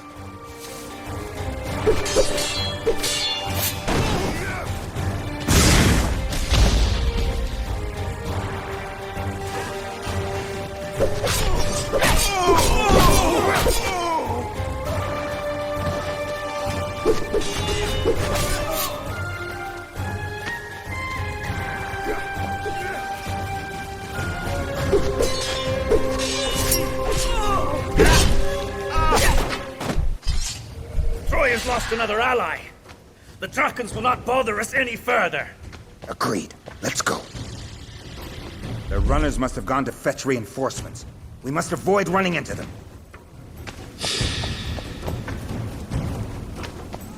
Greeks! Cut them down!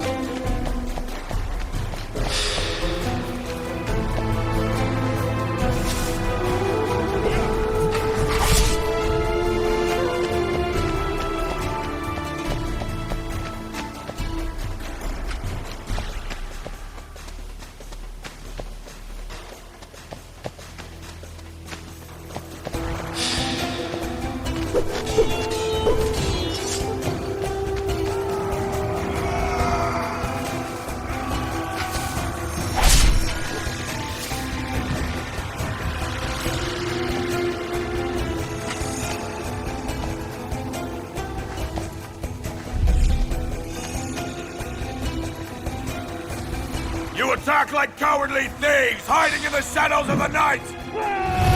Watch out, Menelaos!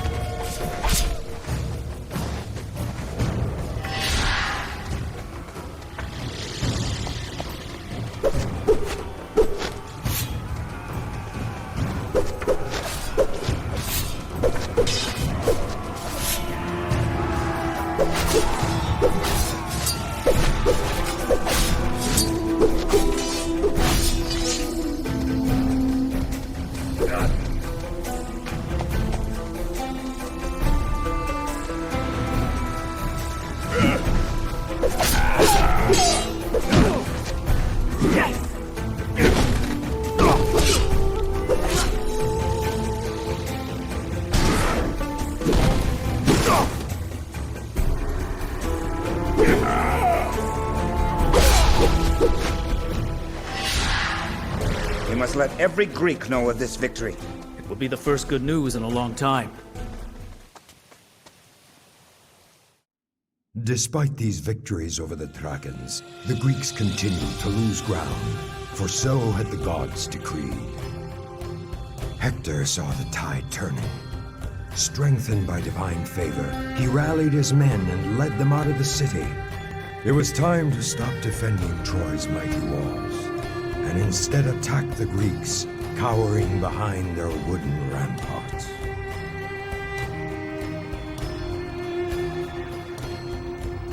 The Greek nests behind that wall. It's time to crush that nest and push them back into the sea from whence they came. Allies and men of Troy, I swear to you that by the time the sun hits its peak today, that wall shall crumble!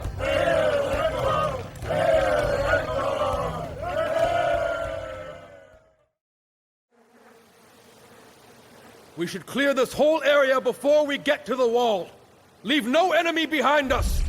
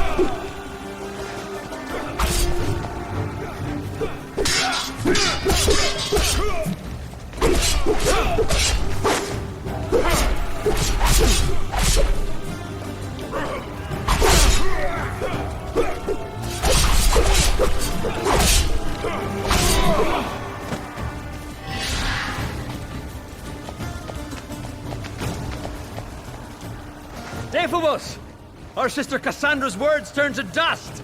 Hector. Today will be a day of victories! Zeus has willed this!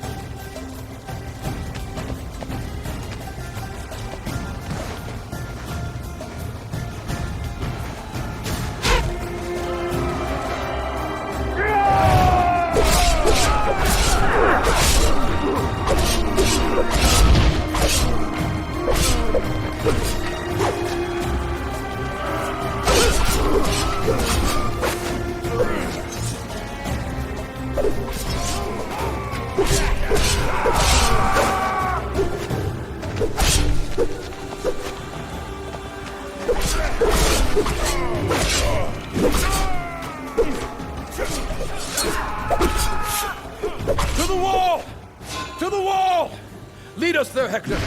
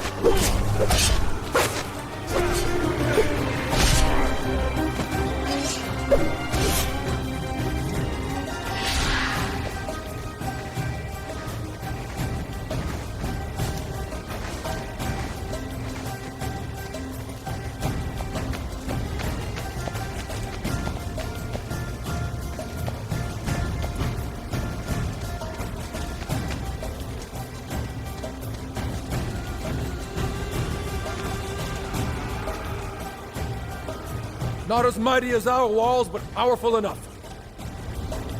There must be a weak spot.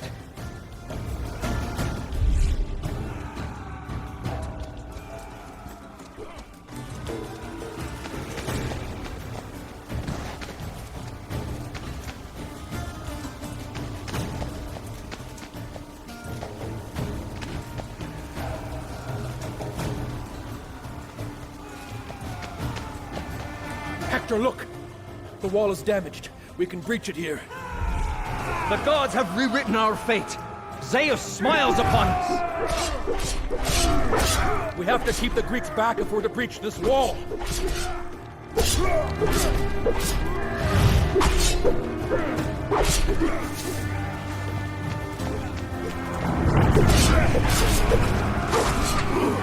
Defend the wall!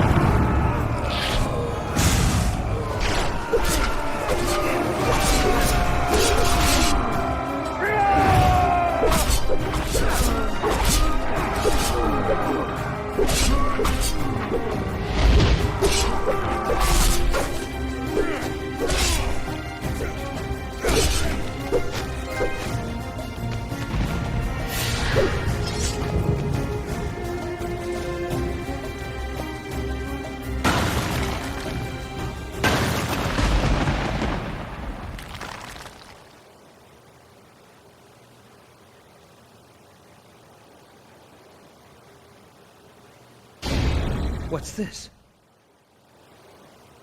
Champion of Troy. Which of the gods are you? It is divine will you are fighting against. Are you prepared for this?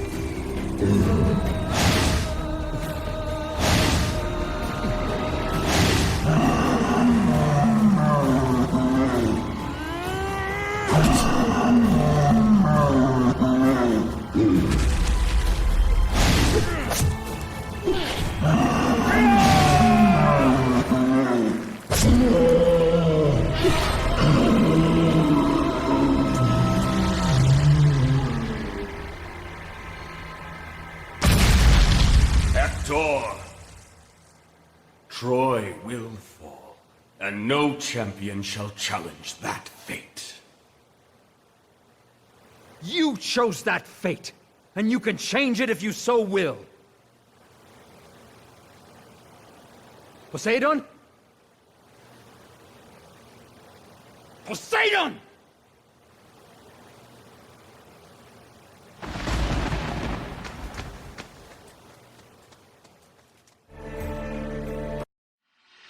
Hector's assault confused the Greeks.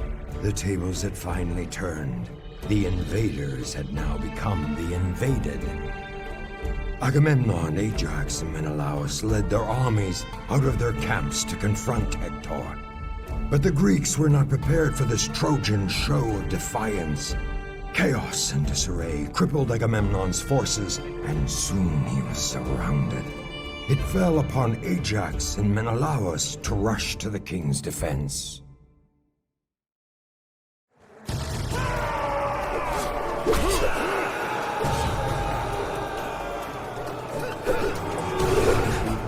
Brother. Come, Ajax. We must help him.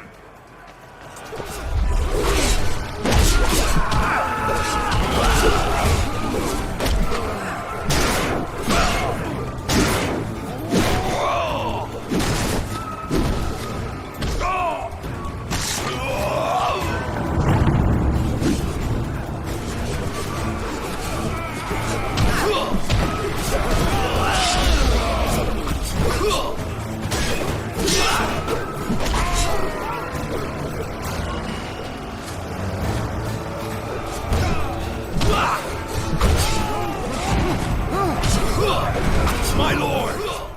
Get these cursed dogs off me!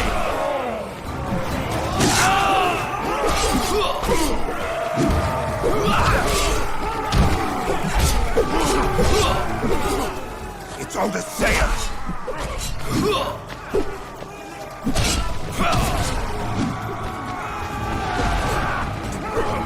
My lord! Are you hurt? Hector has breached our walls to the north. Withdraw to the ships before he outflanks us! Come, Ajax! We need to get Agamemnon safely back to the ships. We will make our stand against the Trojans there.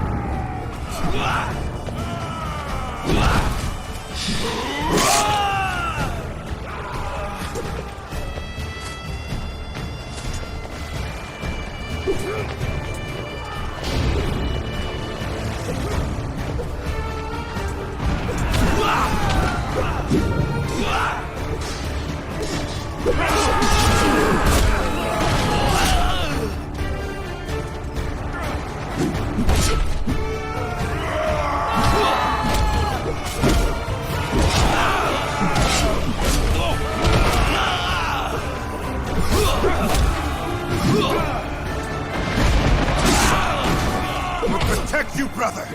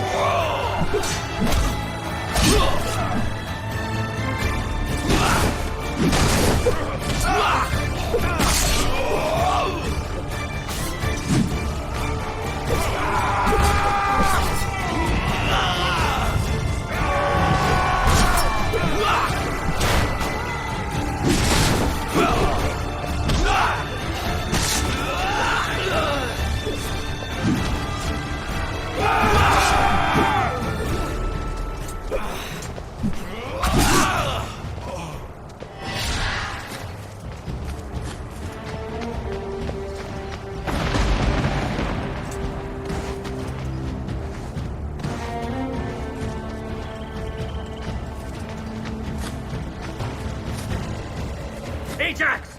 We should stay near Agamemnon and Menelaos. They may need our help.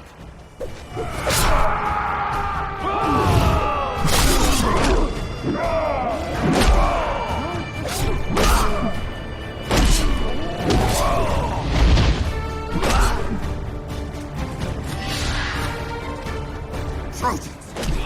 Protect Agamemnon!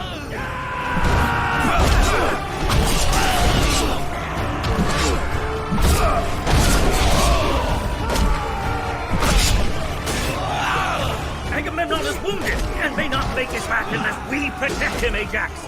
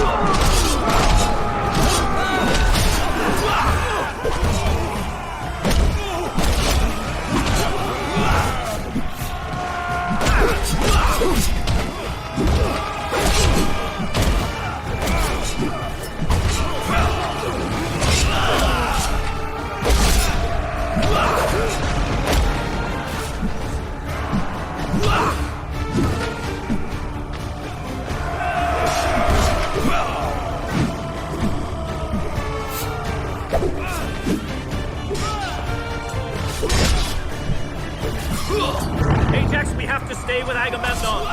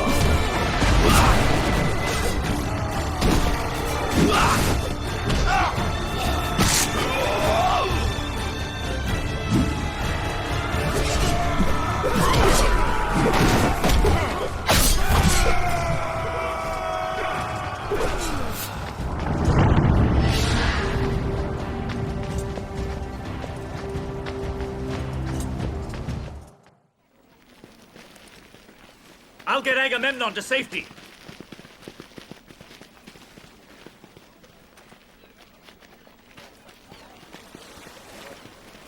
Some of the men are fleeing!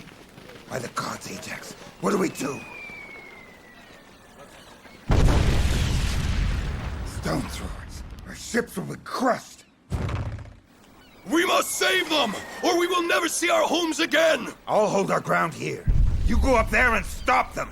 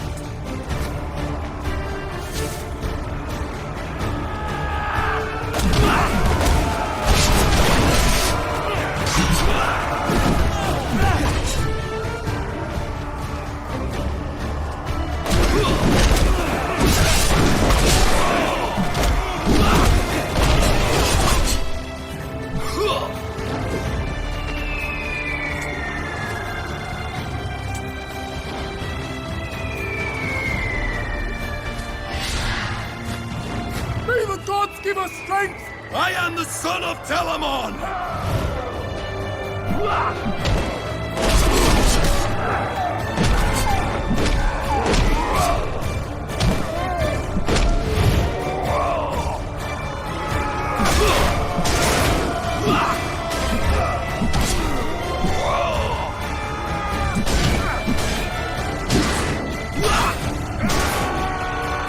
It's the giant! Don't let him pass!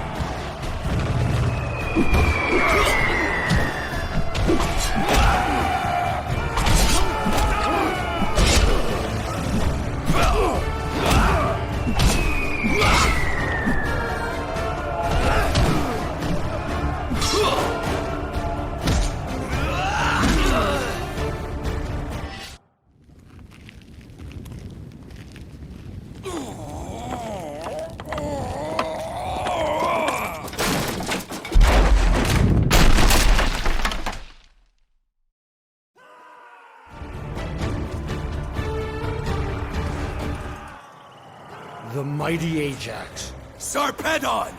Telamon stood side by side with Heracles when years ago he vanquished this land.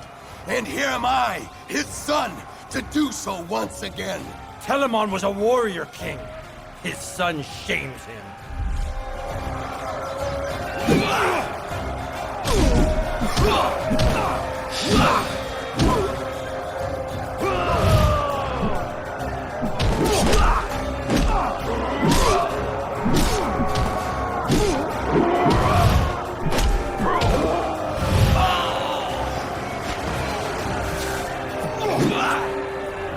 Zeus's blood flows through my veins. For my father, for Achilles, I will not fail you!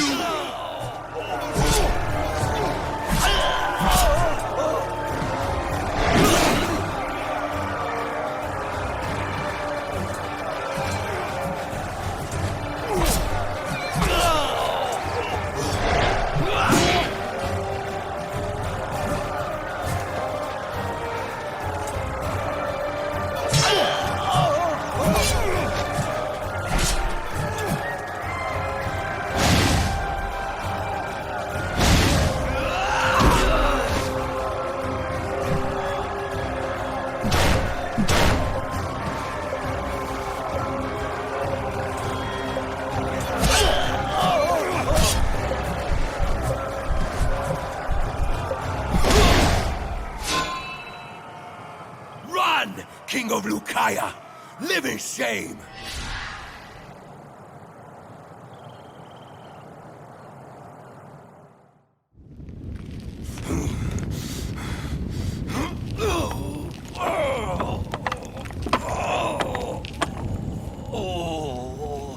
Achilles, I cannot do this without you. What? A retreat? Cousin, you've returned at last.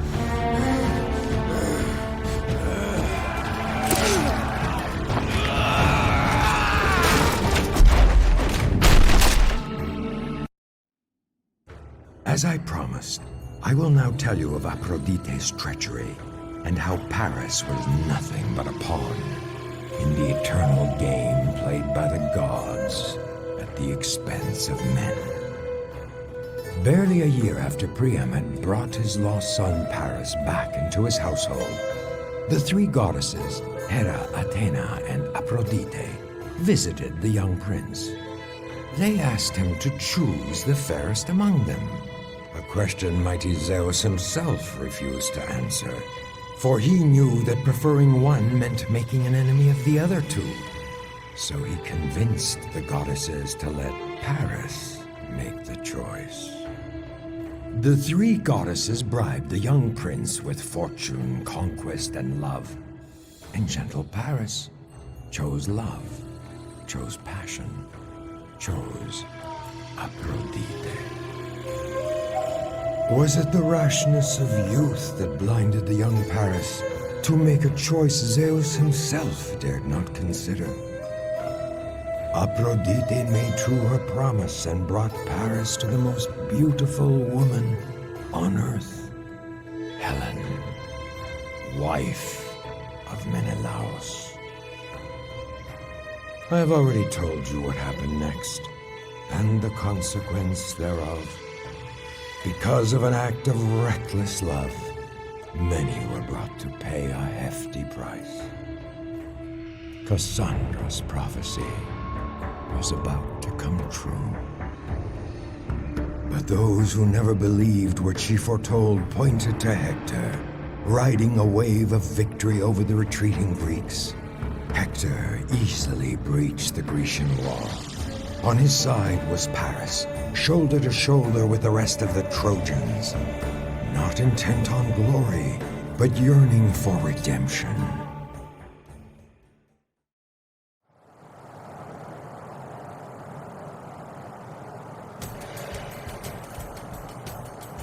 Paris! Paris, don't just stand there! Hector has breached the walls! We must attack! You're right, brother. It's time to end this. For Troy! At long last. Light the way, Torchbearer.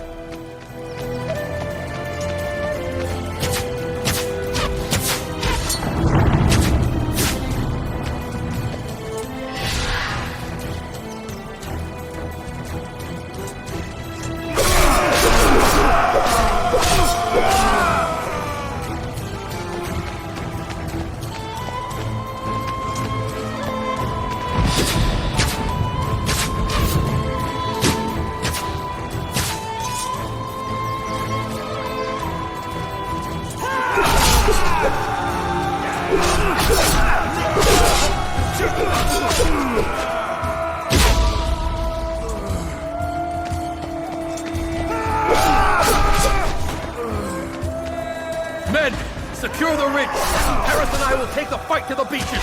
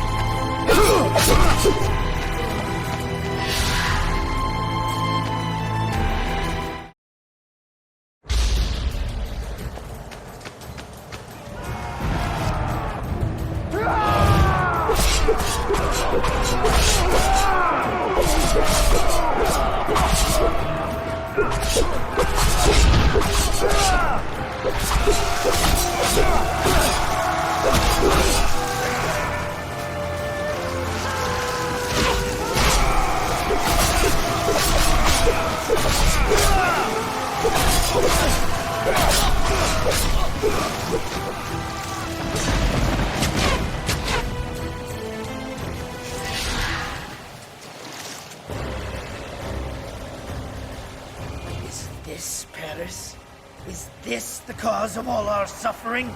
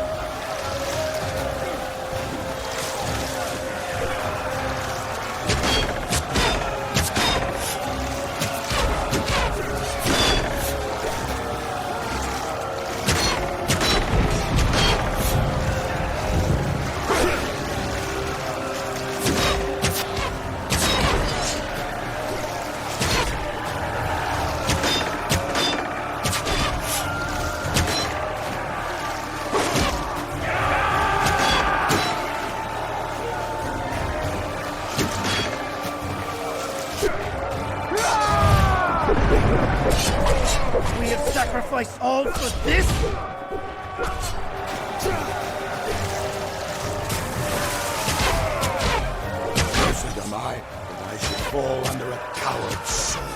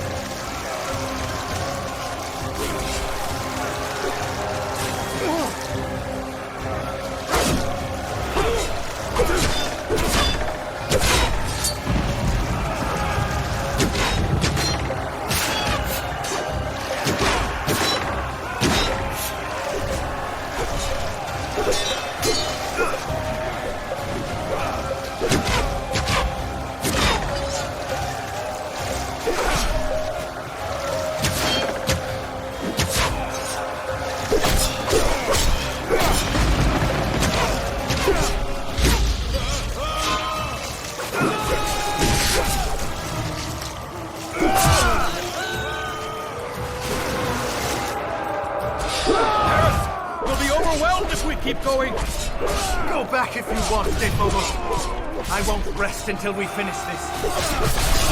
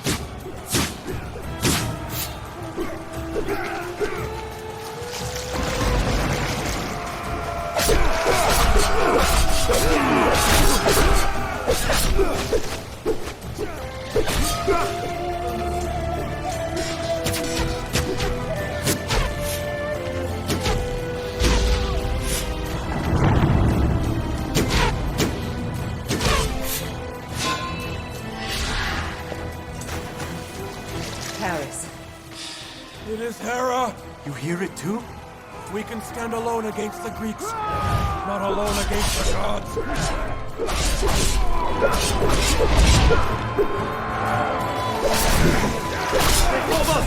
No! I will not give up.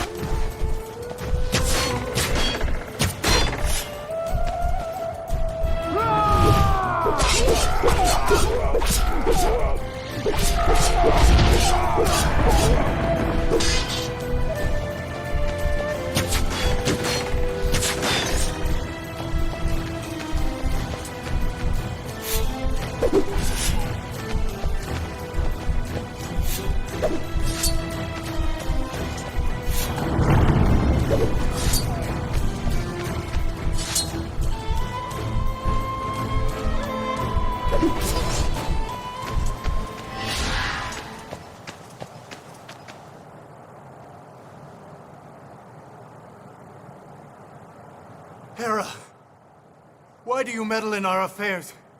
We might end the war, the suffering today! You care about others' suffering, but you do not think twice about causing it. You chose lust over sanity. You chose Aphrodite over me!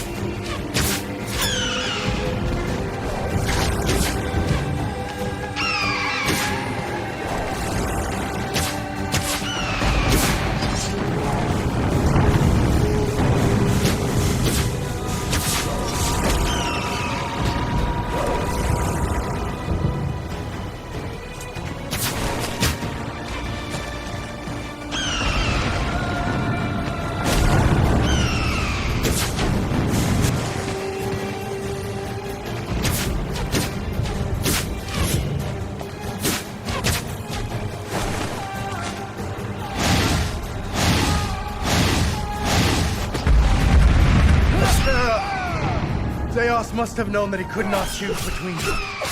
That is why he passed the choice to me. And you believe you could do what the gods could not? It was never your choice to make, Prince.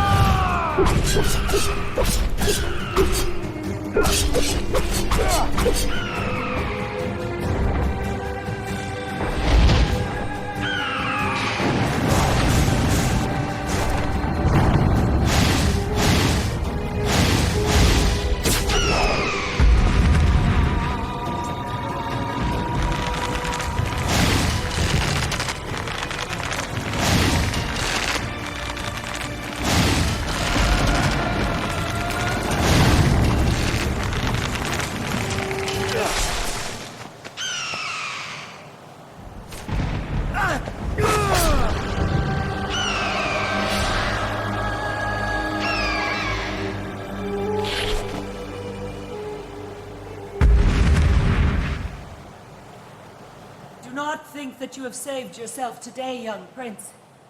In the fabric of time, a few more days, weeks, are nothing but a drop in the ocean.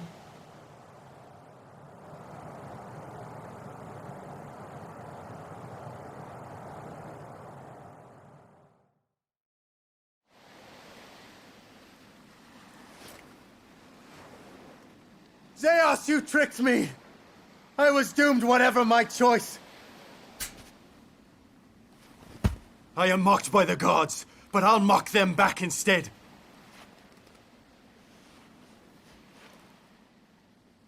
Watch! As I set the Greek ships on fire!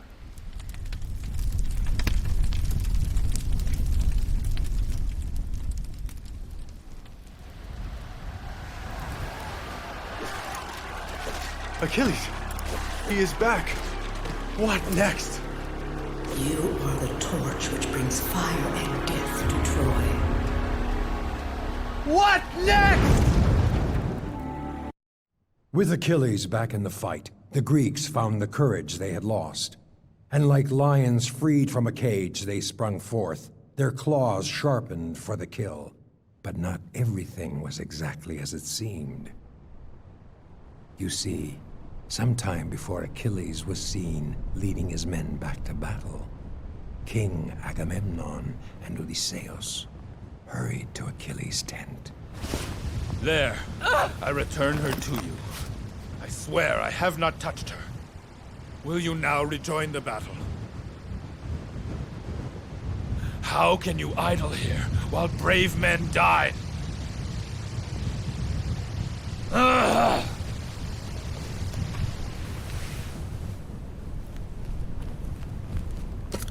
What are you doing? The men will follow this armor into the jaws of death. If you will not put it on and help save us from the brink of defeat, I will wear it and lead them myself. Agamemnon is a snake. He comes to beg and never cares to admit his guilt. So it's pride that keeps you, Achilles. I will lead our men to victory, keeping your pride intact and Agamemnon's in ruins. I will go in your stead, and only your sword will stop me.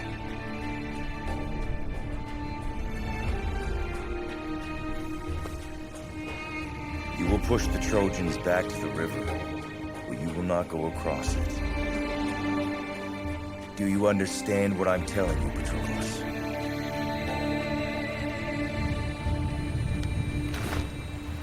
Patroklos, you will not cross the river.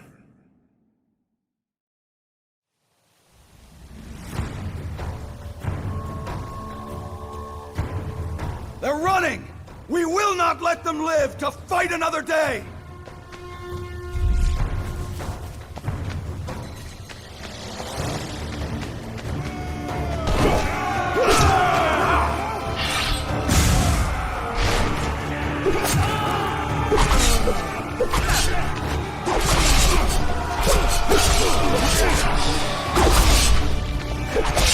Trojans are holding to the east!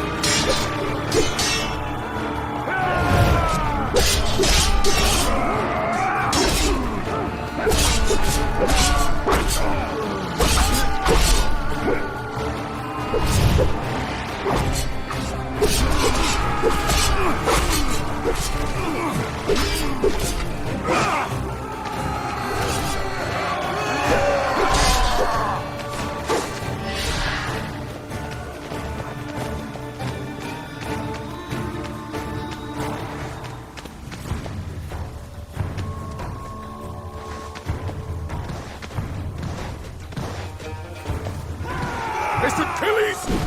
Kill him!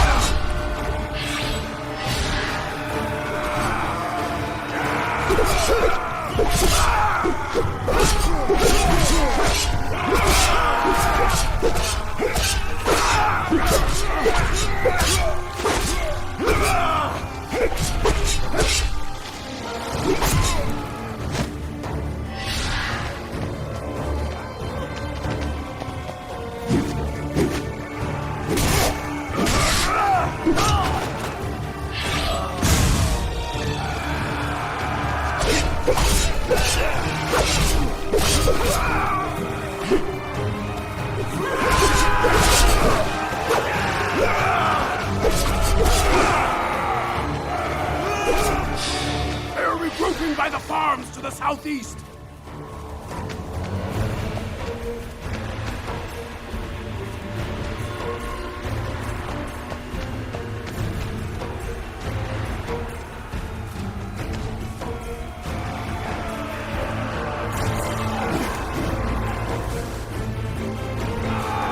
beast has returned! Stop him!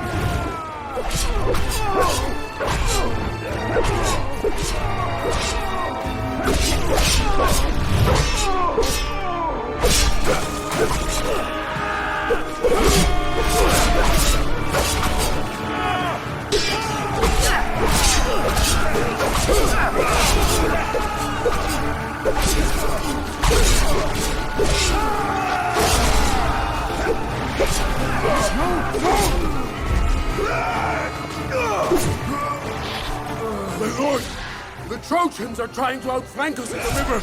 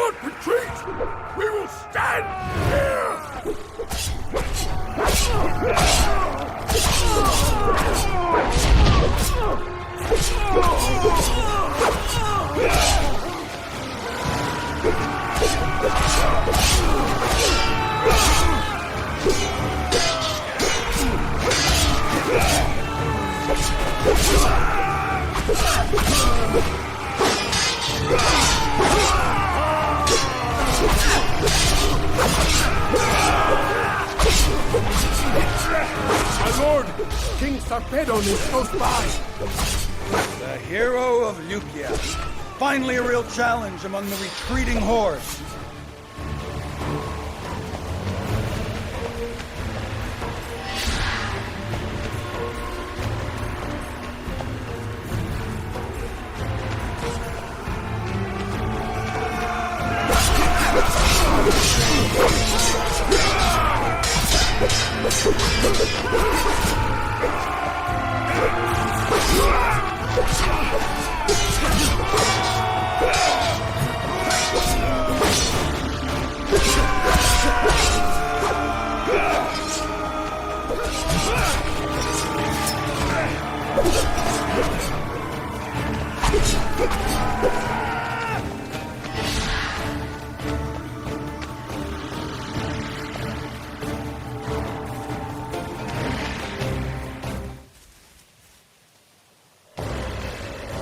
Achilles, you are but a man, and I heard so much said about you.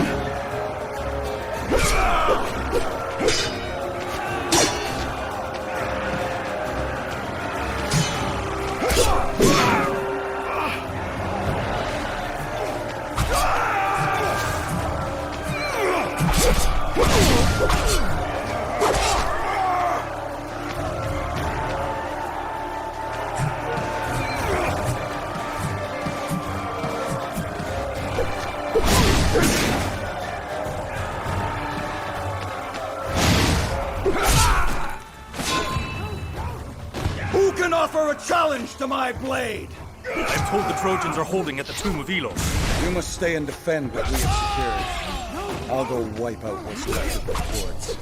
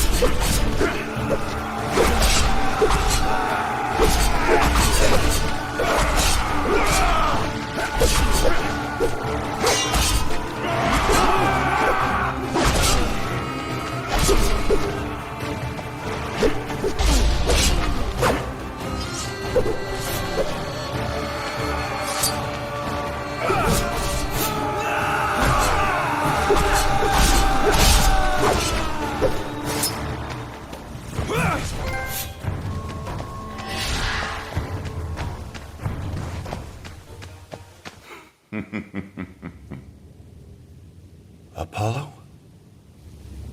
Achilles! Finally, we meet on this, your last day.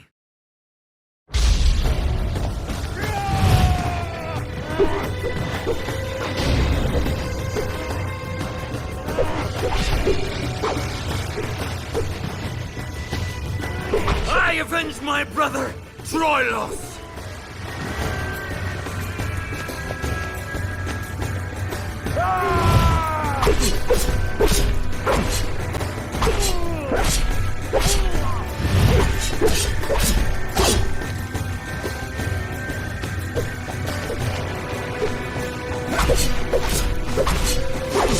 Come, Achilles.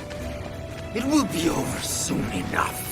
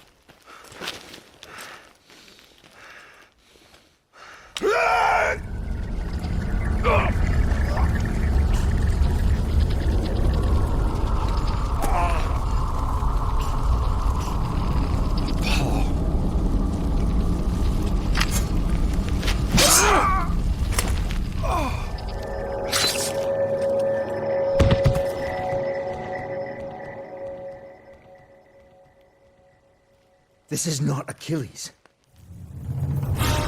Why is this man wearing Achilles' armor? A sleeping beast was about to be wakened. His roar to be heard across the land. His fury to provoke carnage and ruin never seen before. The vibrant color of spilled blood soon turns into dark patches of putrid waste. The darkened, contaminated soil around Troy loomed like a portent of darker deeds yet to come. Woe is to him that believes the gods have the interests of man at heart. As time passed, the tide of war changed at their slightest whim. Not trusting the gods for deliverance, Priam sent King Aeneas to search for allies, ready to come to Troy's aid. Aeneas easily convinced Penthesilea to lead her Amazons to Troy. Haunted by Hippolyte's death, the Amazon queen wished only to die. As an Amazon, she believed that an honorable death could only be achieved on the battlefield. Aeneas took pity on the queen and convinced her to seek a cleansing from Priam, a renowned healer of the spirit. The day Hector lifted the blood-soaked helmet from the fallen Patroklos, King Priam welcomed the Amazon's arrival. He readily agreed to perform the cleansing Penthesilea ardently asked for. Together they set out on a journey to the great temple of Apollo and Artemis, where the ritual was to take place.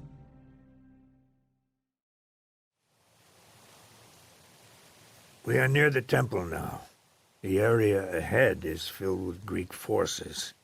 I'm afraid that I am too old to fight and shall follow you at some distance. Don't worry, King Priam. We'll secure your path.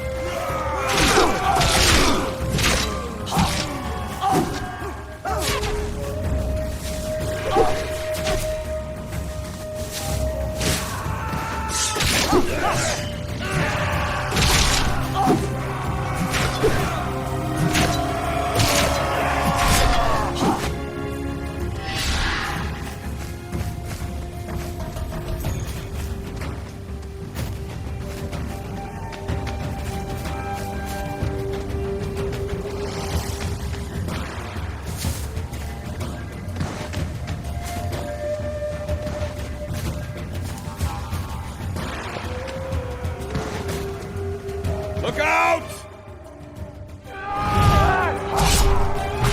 They've got us surrounded, but not defeated!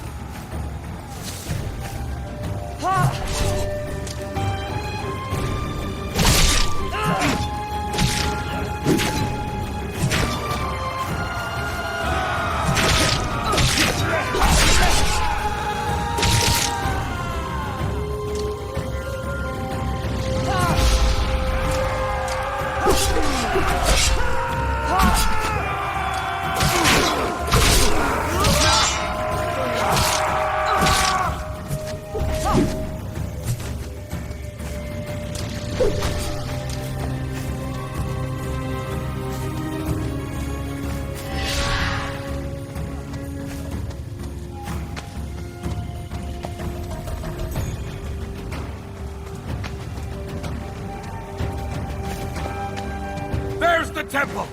We'll have to clear out the guards!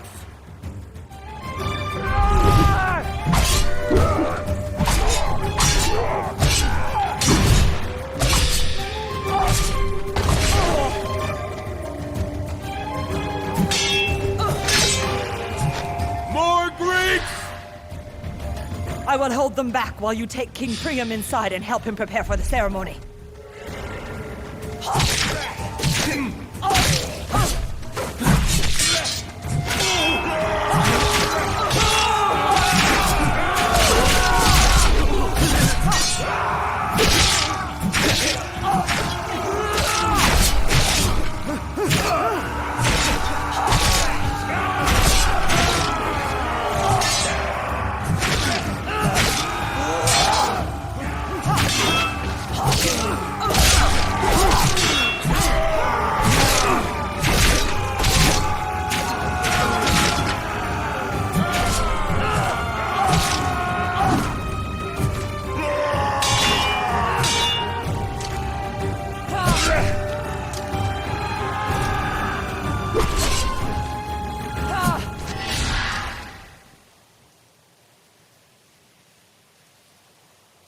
Sister.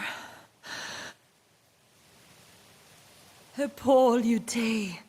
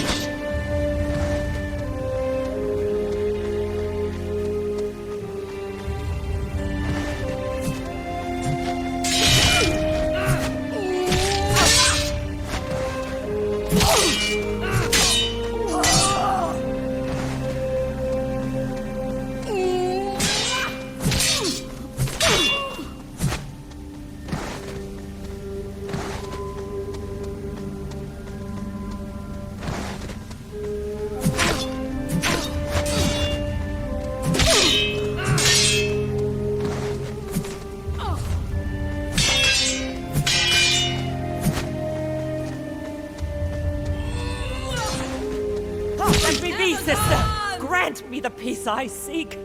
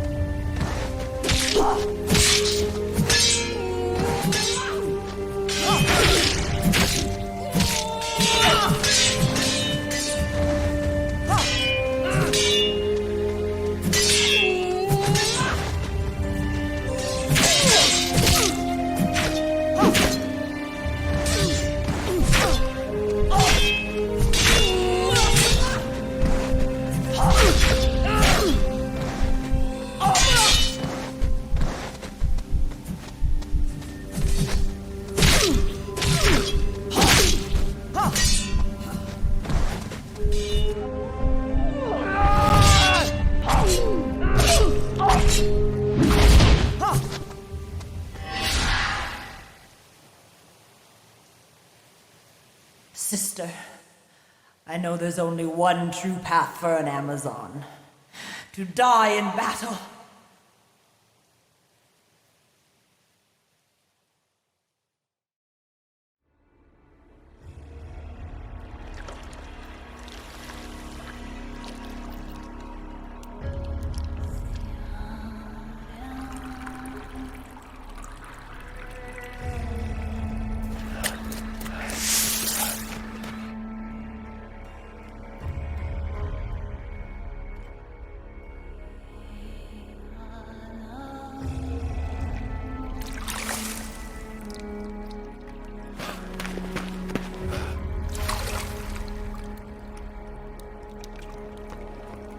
King Priam.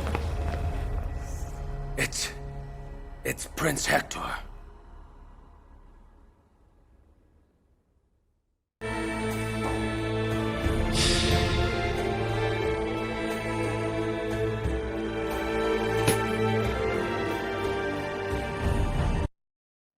O Muse, help me now tell how great Achilles swore dark vengeance for the slaying of Patroklos. Upon Achilles' return to the ranks of the Greeks, Agamemnon and the kings and princes of Greece rejoiced and gave thanks to the same gods they had earlier so vehemently condemned. But Achilles was without his armor. Hector had wrenched it from Patroklos' body and claimed it as his due spoils of battle. It was Thetis, Achilles' mother, who intervened. She came to her son with gifts of solace offered by the gods, the instruments of rightful revenge.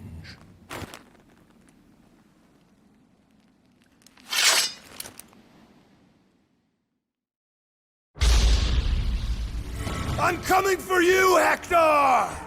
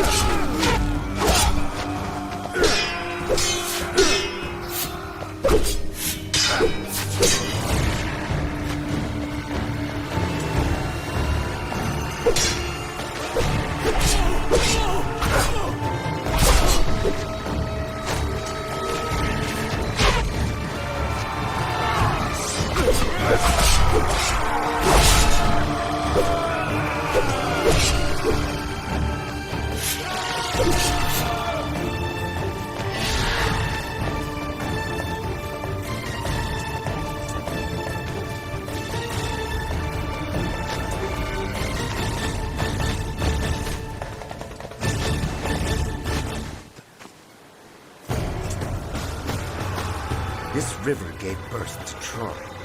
We are all sons of Scamandros, and will not allow it to be tainted by Greek destiny. It is not I that will pollute the mighty Scamandros, but the fetid corpses of your men.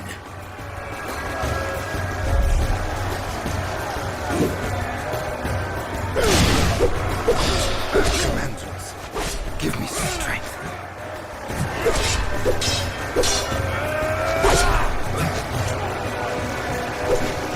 Not fall. Not today.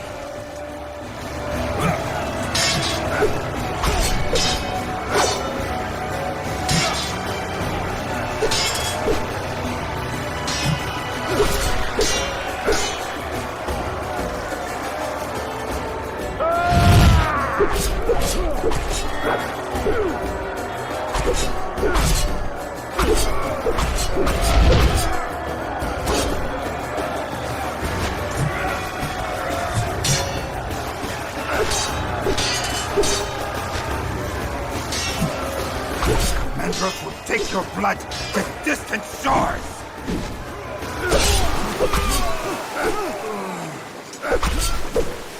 Achilles, I will no longer stand by as you stain my waters with the blood of those I have nourished for generations! Your people will perish, River God. The gods have no say in this, for it is not fate, nor divine plan that wills it, but I!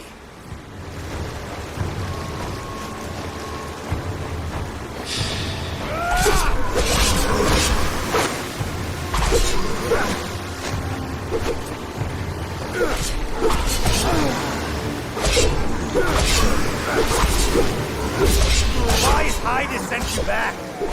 One death is all the man has to offer, and yet you return for more! Go back to your eternal night!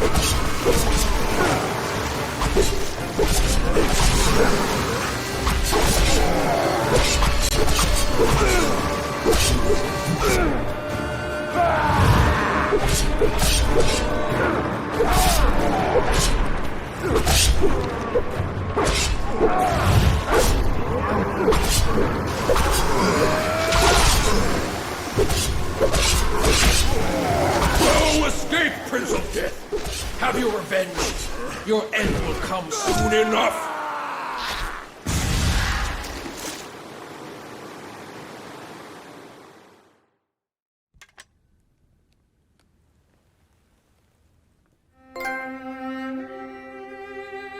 Hector? Why haven't you gone with Priam? Father will be safe with Aeneas. Besides, I have responsibilities here. Achilles? He will be hunting for you on the battlefield. You know what I must do.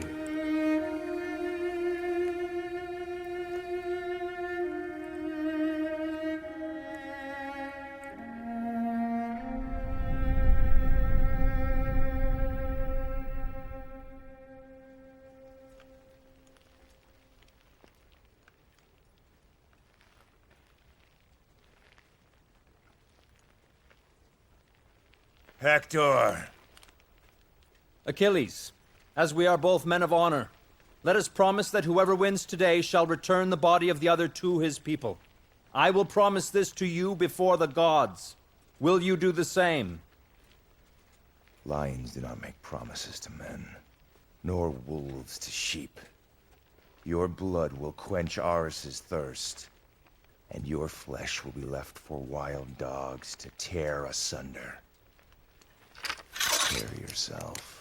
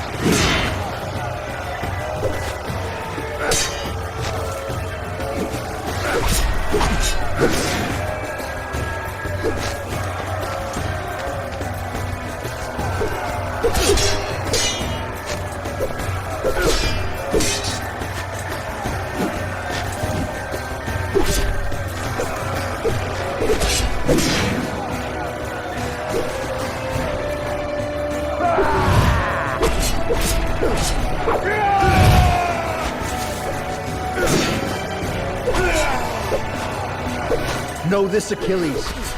When I fought the boy, I thought I was fighting you.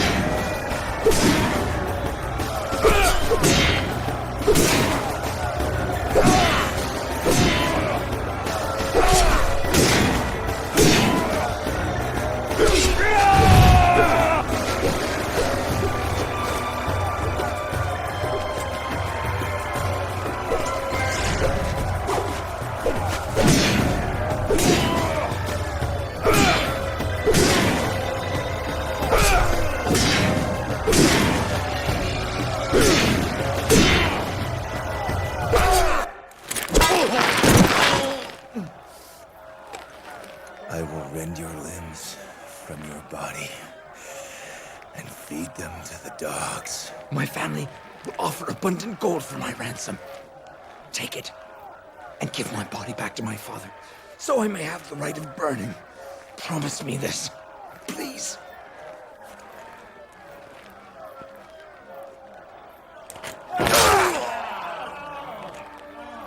The hand of fate dooms us all, Achilles. I die for my people.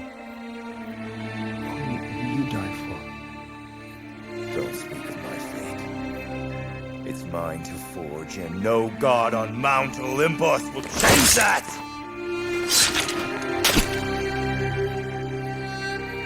So dies the madman who thought he killed Achilles!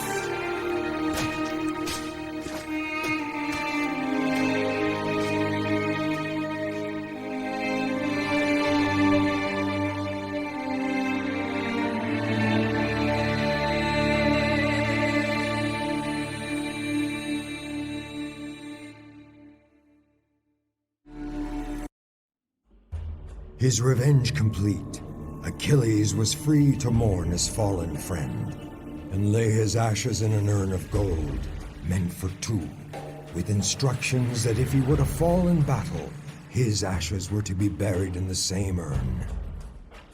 On that same day, the Trojans mourned the loss of their fallen champion.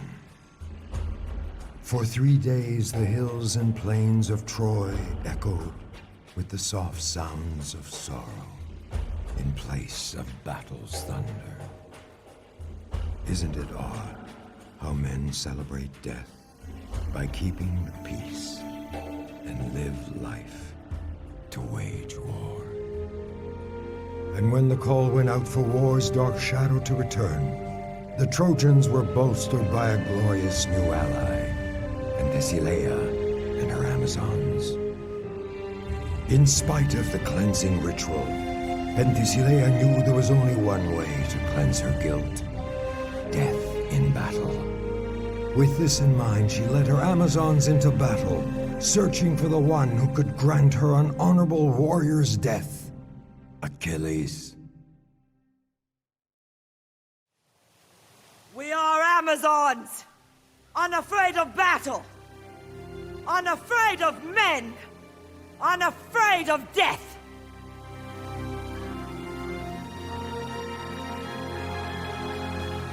The Greeks taunt us to battle by placing their champions in the front lines. Then let's not make them wait for hours.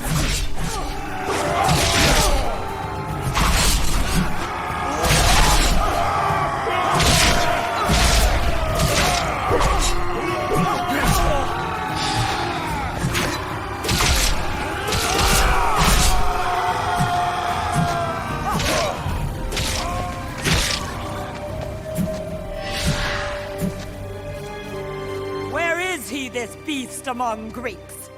Is an axe in a woman's hand the cause of his fear?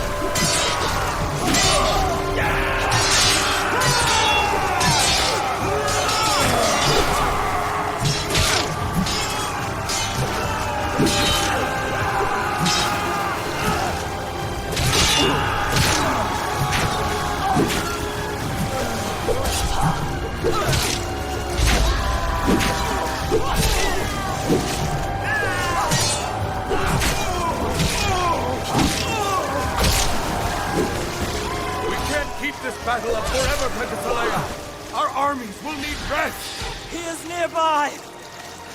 The beast is nearby. I must face him today. You speak of Achilles.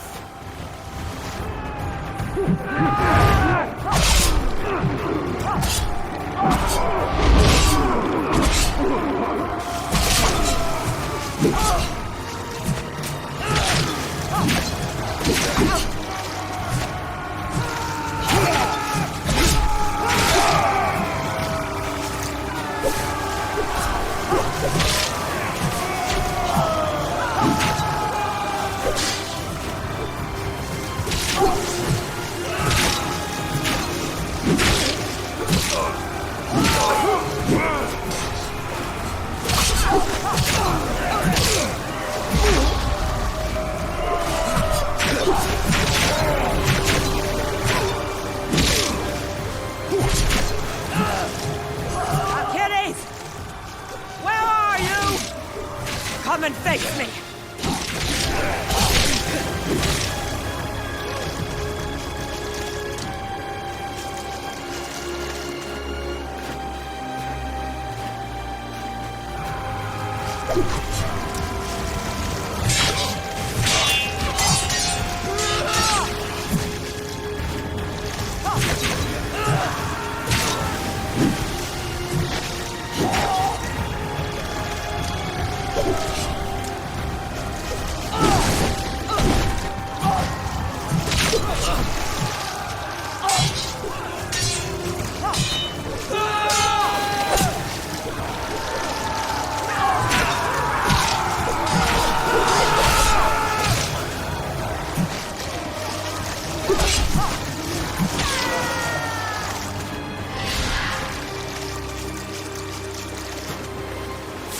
We have them on the run!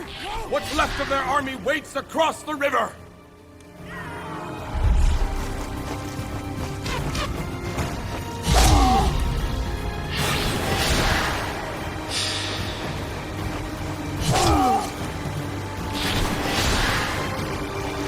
Another Greek camp!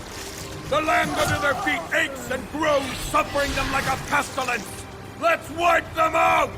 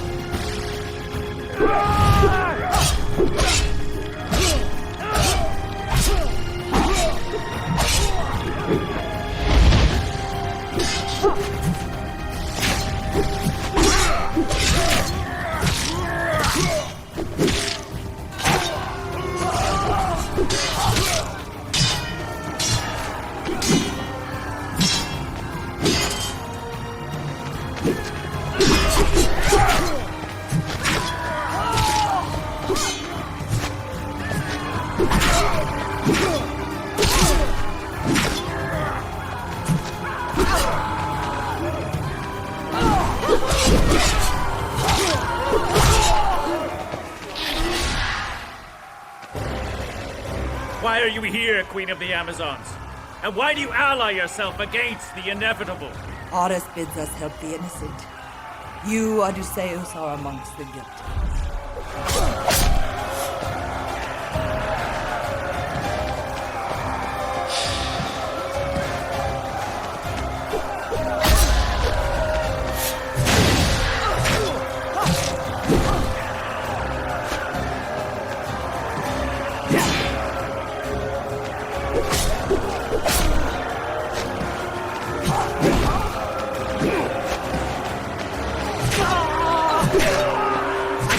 Down so easily, Amazon!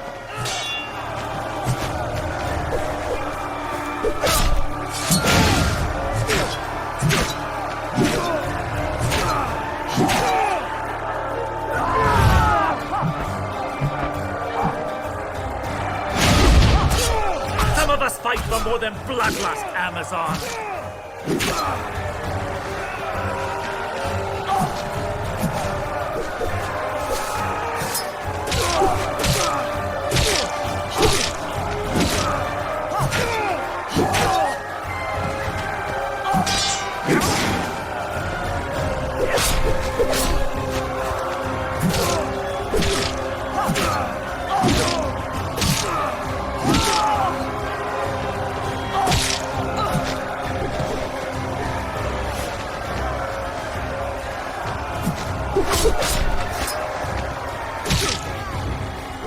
I may not be able to best you, Amazon, but we shall see how you fare against the might of Achilles.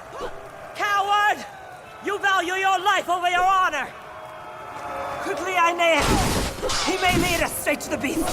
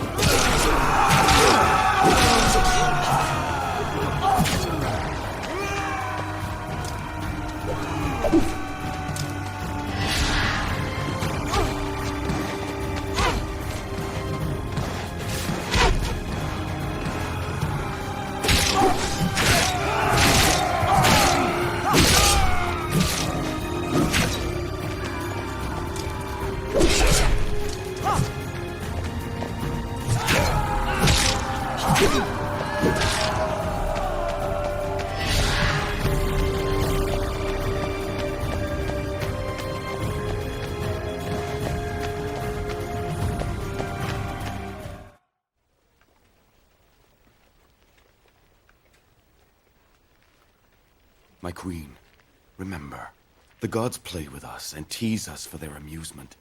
You bear no guilt for what they have caused to happen. Thank you, fair prince. This is my time. Penthesilea! It is not the beauty of your countenance that I face, but the blood of an enemy that must be spilled upon the earth. And it is but another warrior that I face. Another man too proud to face his death.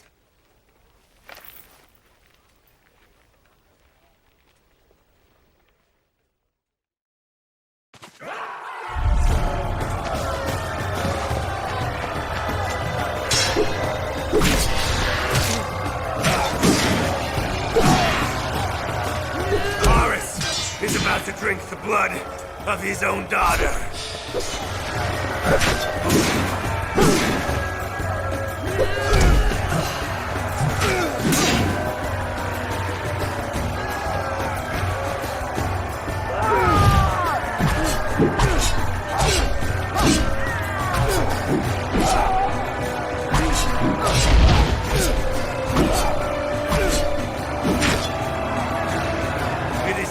Warrior Queen, we have jousted long enough.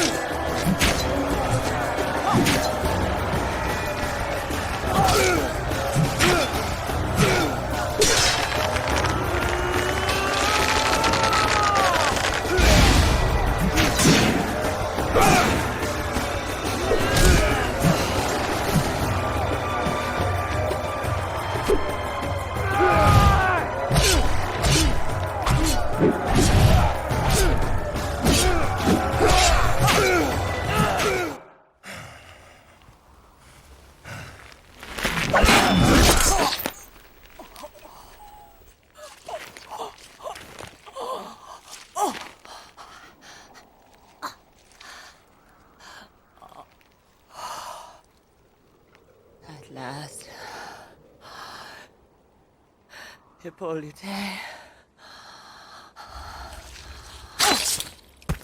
I know your story, brave queen. If only we had met elsewhere. Away from this bloody game we play.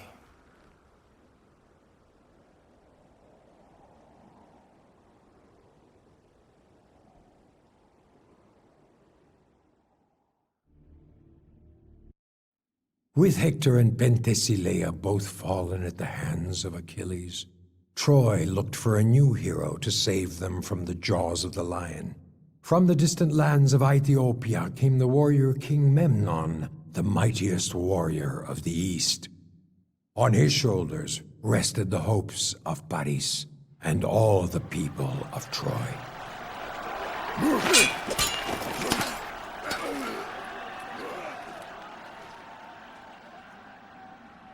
You knew all along, didn't you? You and Cassandra. Hector is dead because of my selfishness. And Troilos, and Penthesilea, and Sarpedon. Enough, Paris. More is in store for you, Paris. Who knows? You may even find some solace in what's to come. Solace is beyond my grasp. By the gods! What? Memnon has fallen. Achilles is charging the gate! Quickly!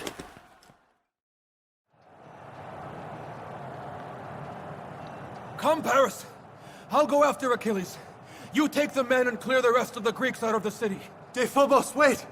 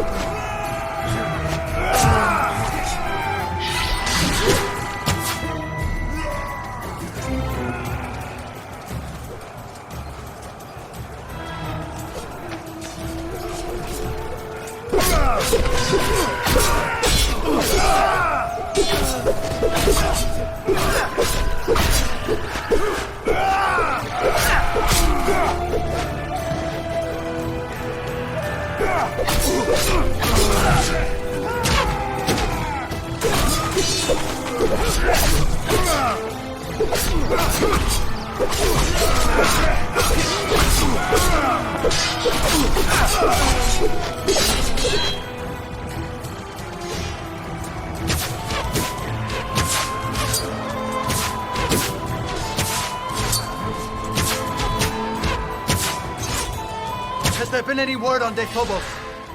None, my lord.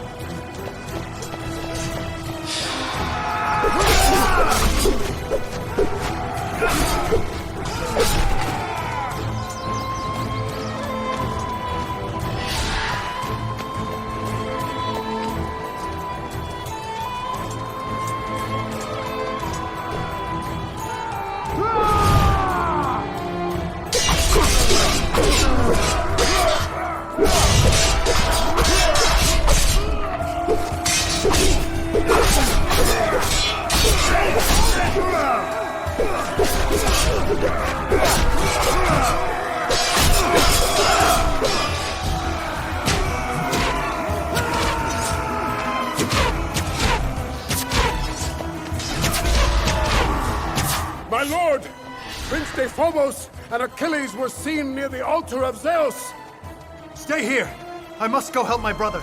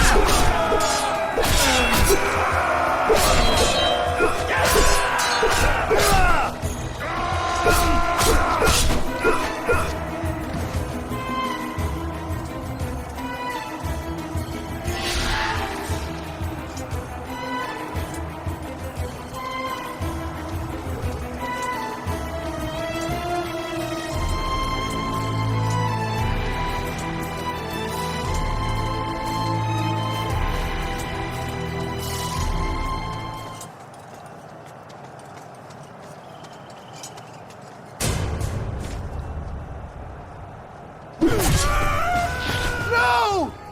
Death!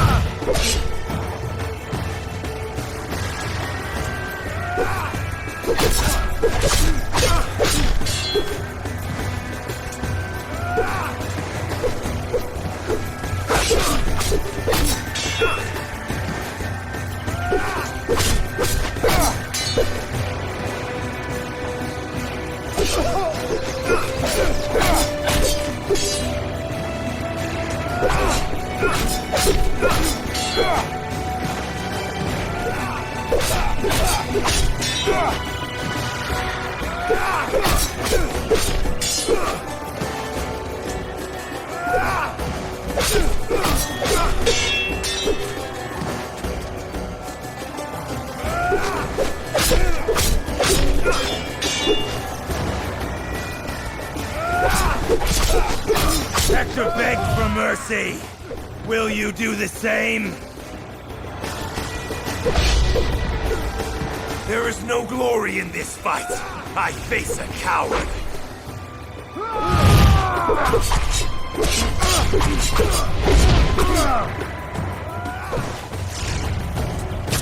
This is for Hector and Dephobos.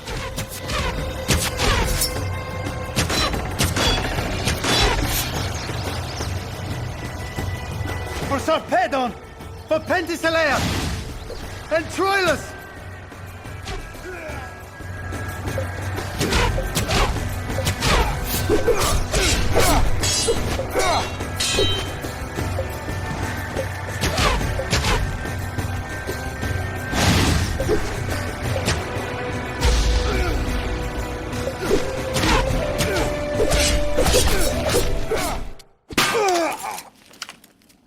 Achilles!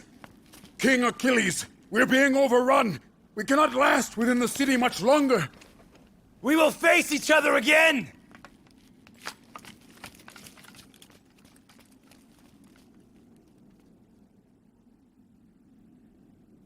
Gods above, guide me.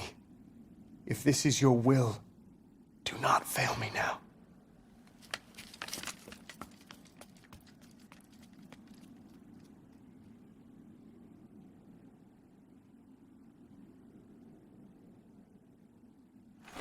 Move! Move!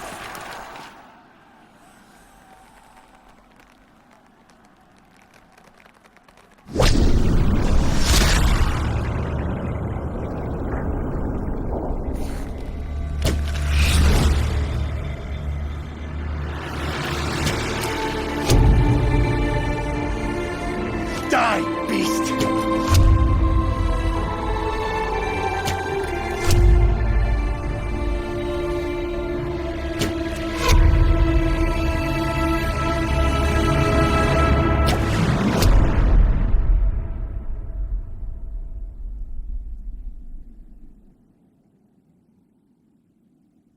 It's done. When great men fall, gods, men, and beasts turn silent. Legends tell us that Ajax was struck by madness, victim of Athena's rage. And yet we all know that we readily attribute to the gods all that we know nothing of. Those who followed Ajax tell of signs that all was not well with their prince. Did it start the day he saw his cousin Achilles fall? That day he carved his way through the Trojan hordes and with Odysseus' help, retrieved Achilles' body and carried it safely to his camp for proper burial. With the discovery of a narrow secret passage carved in the rock beneath Troy's walls, a passage used to bring supplies into the city, Ajax and Odysseus launched a daring, desperate raid on the Temple of Athena inside Troy to steal a relic known as the Palladium, which prophecy held must be taken from the temple if Troy were ever to fall. The Palladium was taken and Ajax carried it out of the city.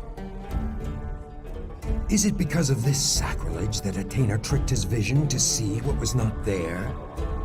Did she kindle the anger and despair that made him see enemies even when he gazed upon friends? The kings of Greece insult me!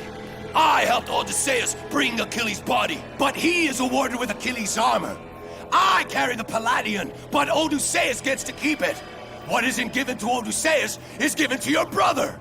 I have earned my share of the glory too, but where is my reward? Your words are seditious. You plot against us?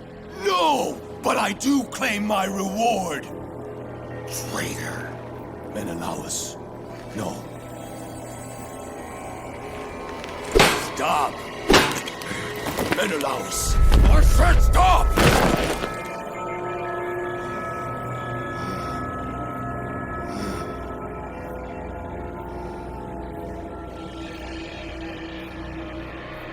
What have you done? You've murdered the man you swore to protect.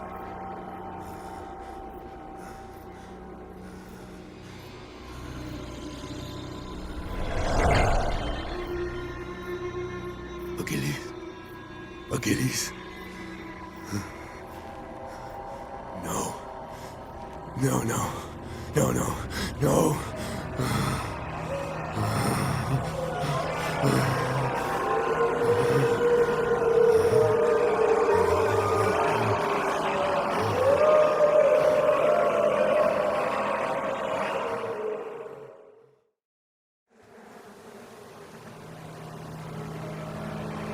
Traitor!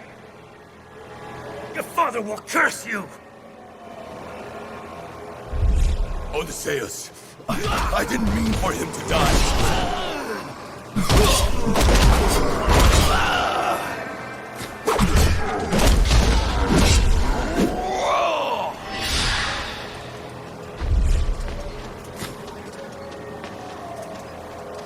Kill the traitor!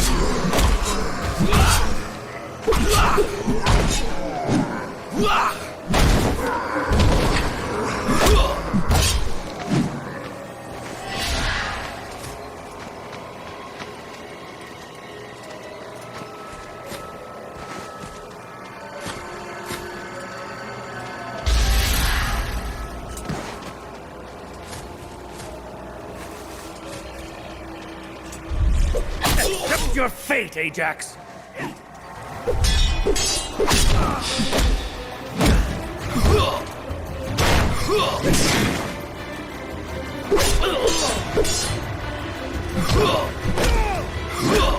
You leave me no choice.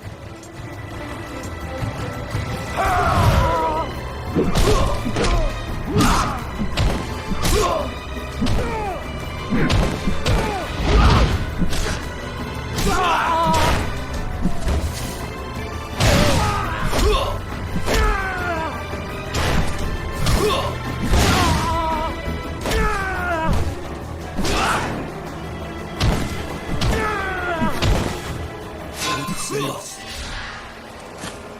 what have you done, Ajax? I did everything you asked, Agamemnon. And you denied me my glory every time. This is your fault.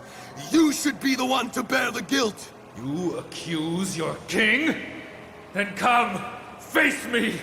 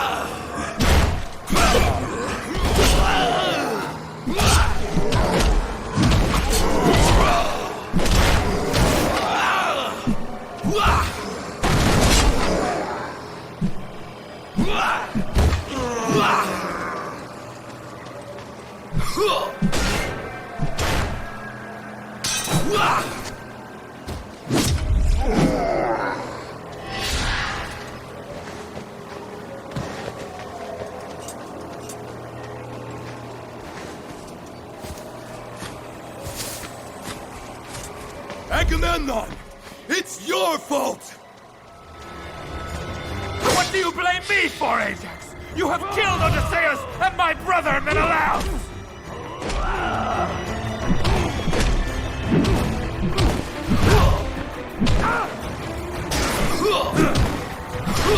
You have earned yourself nothing but shame, Ajax!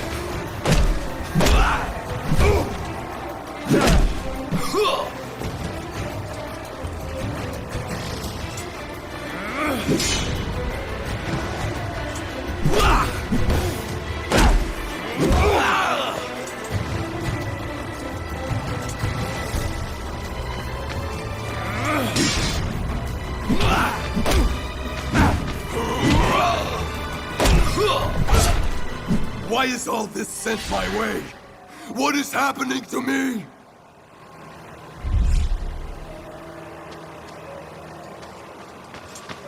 No! No more! What do you want from me?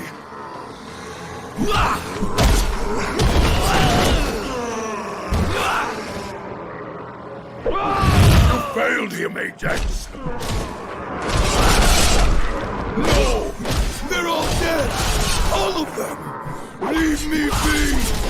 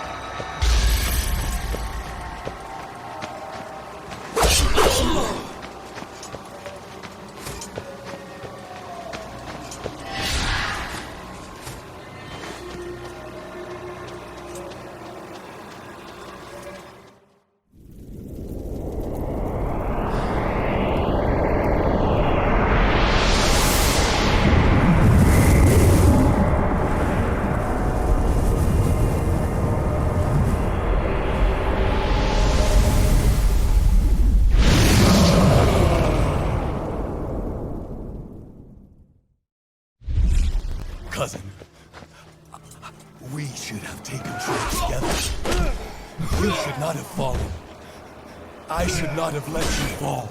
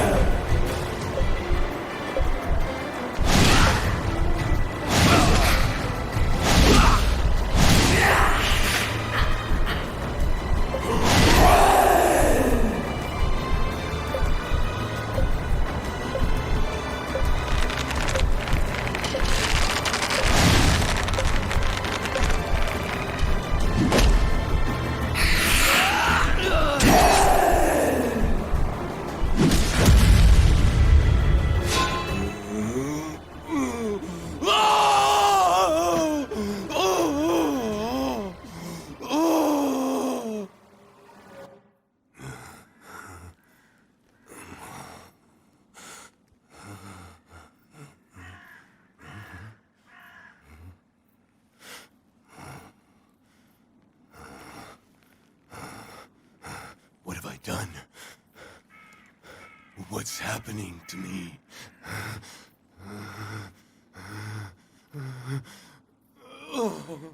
What have I done?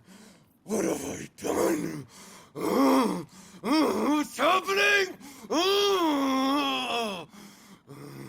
What's happening to me?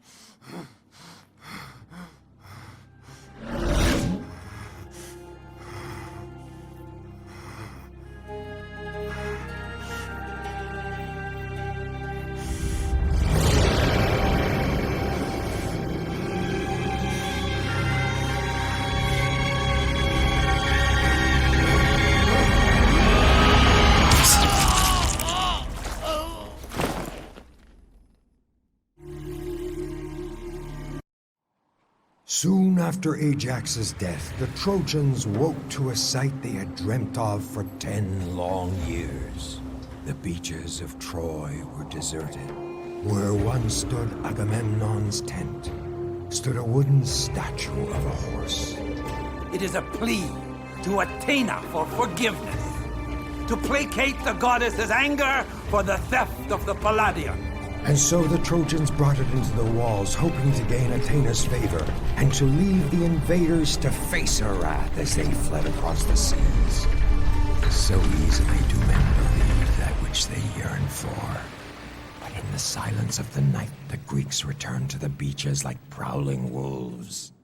And as Troy slept, the statue quivered and opened, spilling from its belly the ruse which would finally end the war.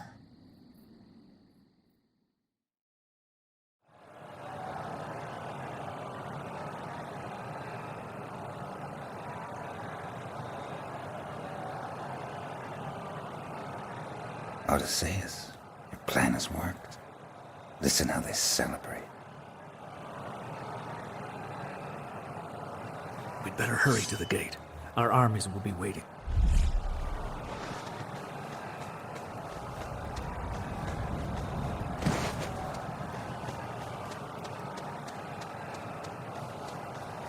What? Greek spies! There!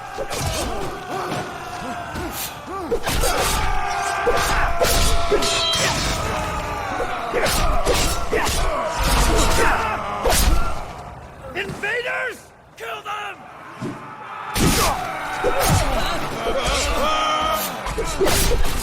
Greeks! Cut them down!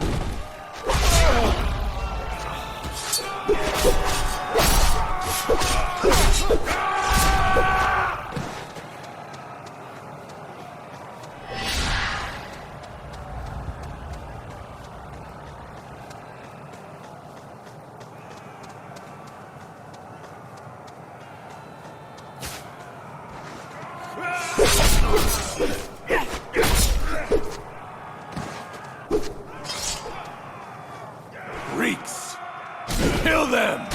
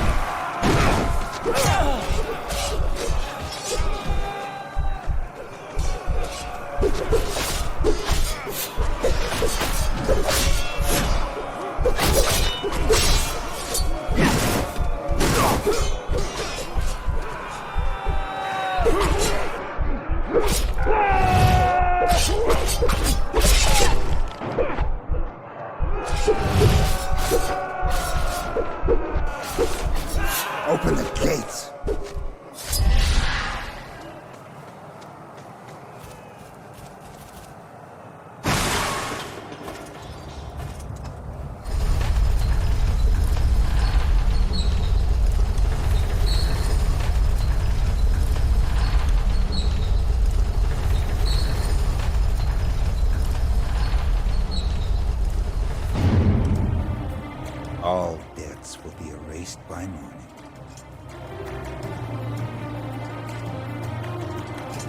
We must find Helen first.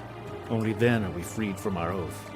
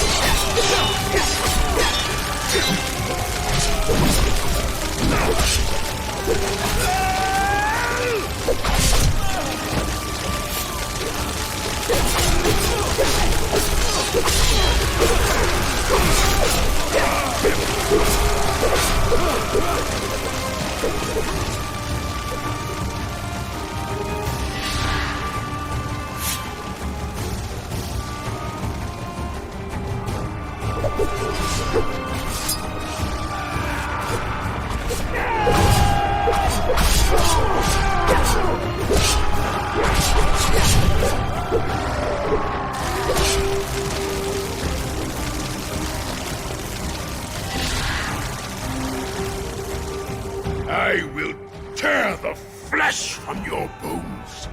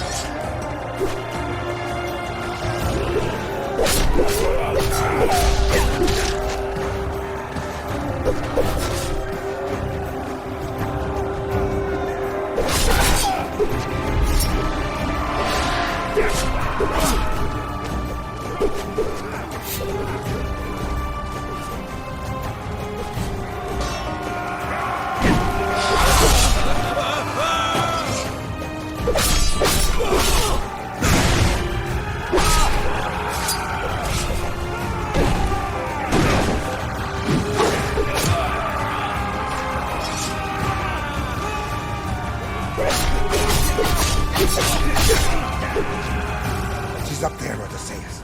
In Priam's palace. She's waiting.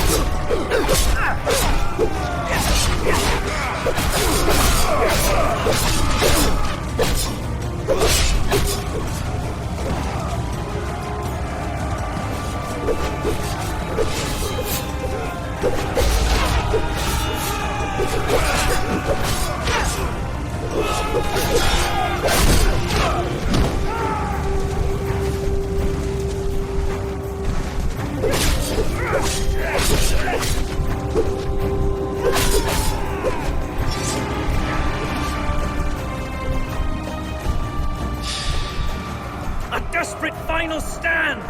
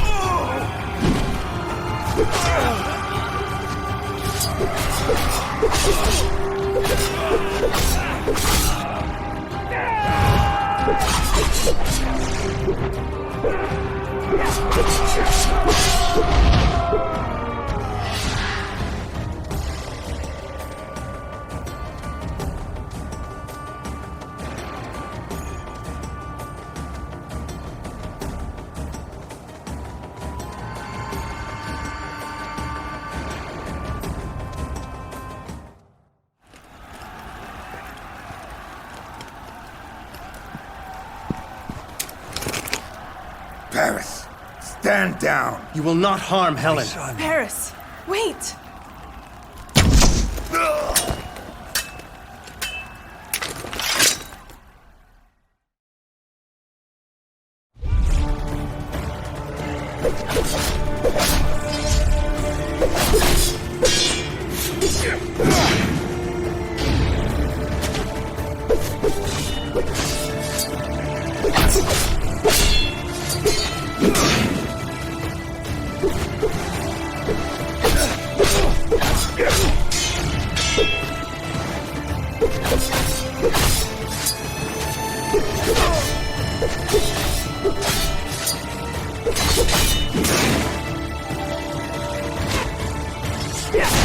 Damn you! You will not take her!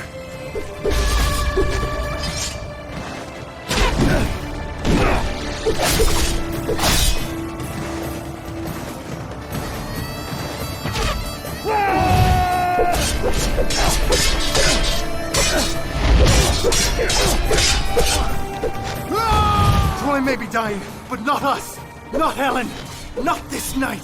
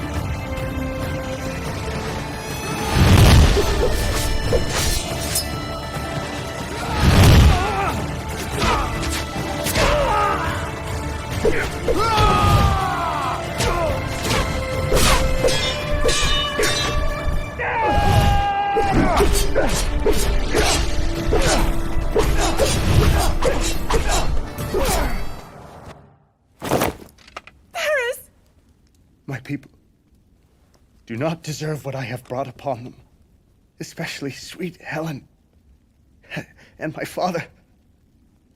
Please, be merciful upon them. You dare ask for mercy from us? My son. My son.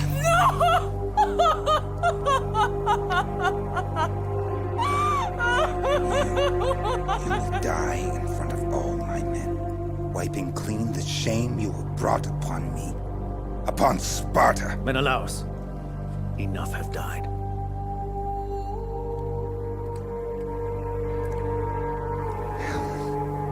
All of my sons have perished.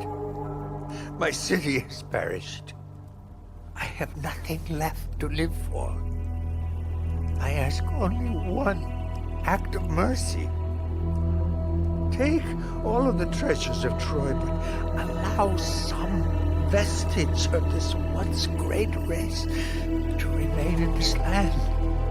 Gentle Lord One. You think to deny us the spoils of a hard-fought war with pitiful words, Ancient One? Your land is ours now by right, and its people shall be wiped from the earth to be forgotten forever. But I will grant you a single mercy.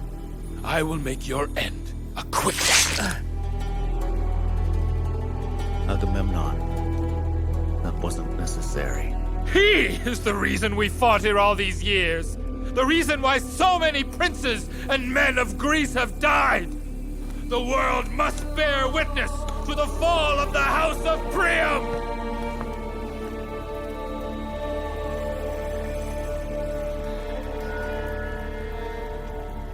The oath fulfilled, the kings of Greece set sail for home, leaving behind them the blackened ruins of a once glorious city.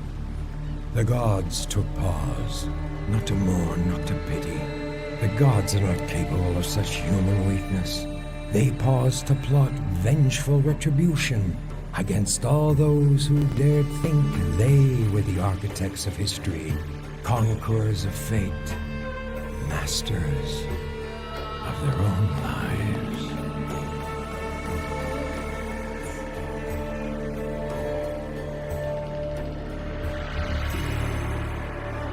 But do not hastily retire, for our story is not yet complete. The night the horse was brought into the city, the citizens of Troy celebrated with passion and abandon. Exhausted, they retired to their beds, finally to sleep and not to dream. Deep into the night, Aeneas woke to the sound of mayhem and madness. He rushed to his window and watched the Greek hordes plunder and ravage the sleeping city like tiny insects scouring the carcass of a wild dog. There was little he could do except secure his friends and family. With this in mind, he rushed to Priam's palace.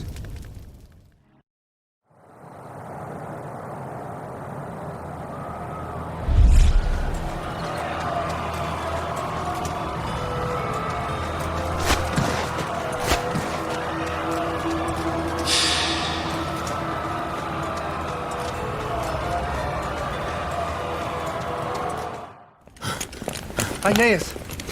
Where is your father? I will take care of my father. But you, Aeneas, you must go take care of your family. Troy is no more. All is lost. Cassandra! One torch burns a city. Another is carried to safety. Aeneas, you will lead those who remain to a new shore and found an empire greater than Greece and Troy combined. An empire that will rule the world for 1,000 years, never to be equaled in the story of man. Let her go. She is mad. Aeneas, the fallen walls will lead you to safety. Go. Get your family. Save who you can. I will stay and finish what I began. Paris, I cannot— Go, Aeneas! Live!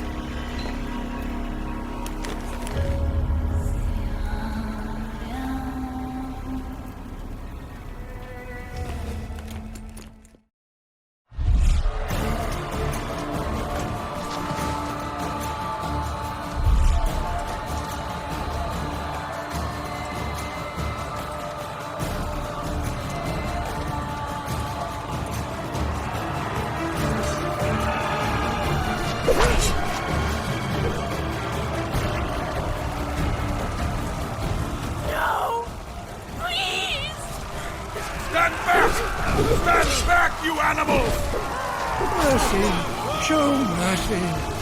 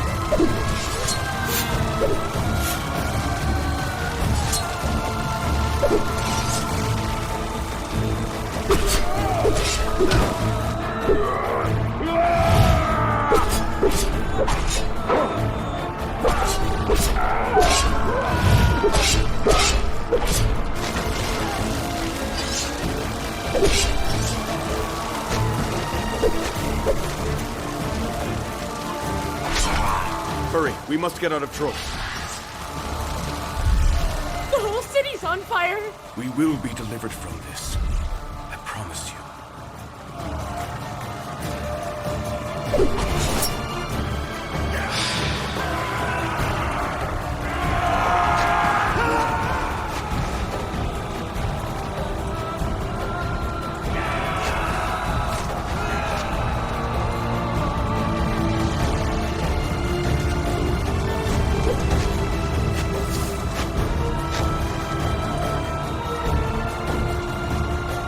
Apollo, save us, please!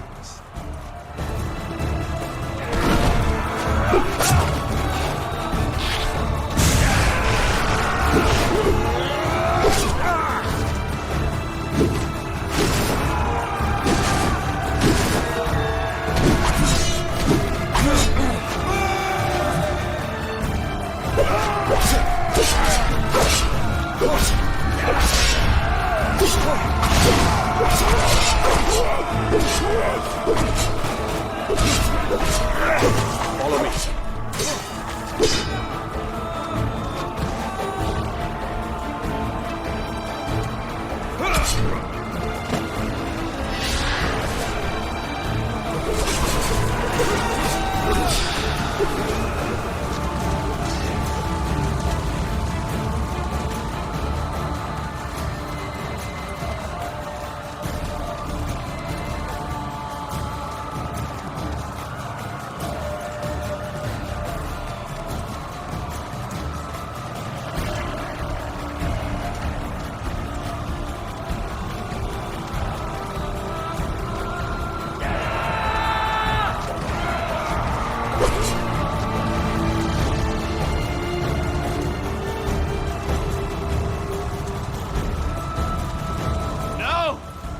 Why have the gods abandoned us? What have we done to deserve this?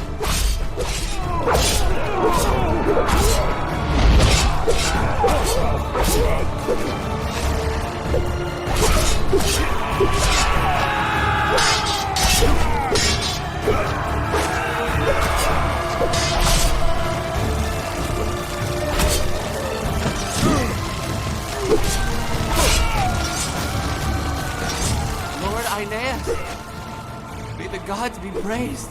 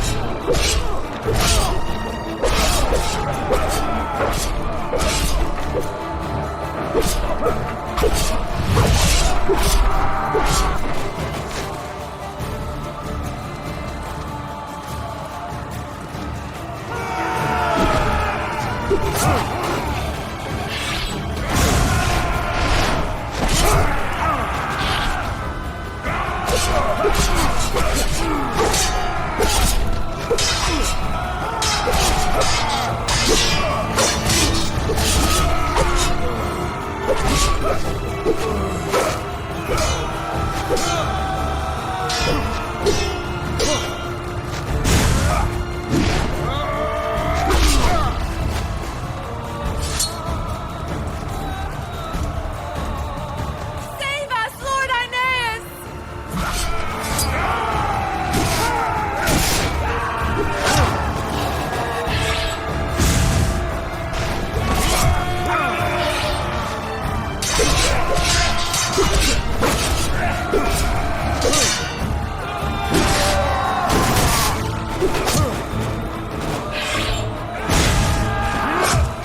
Thank you, gods! Come with me. There's no time to waste.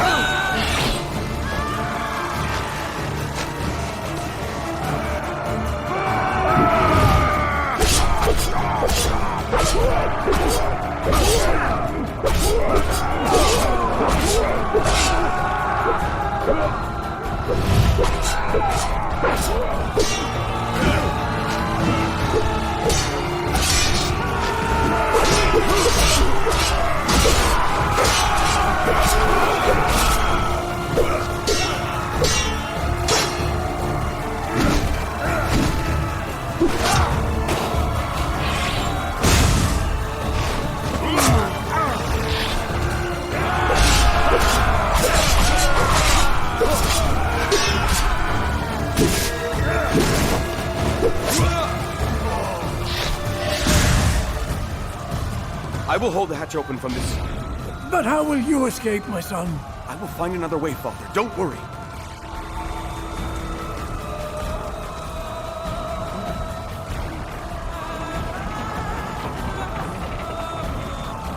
Hurry, move!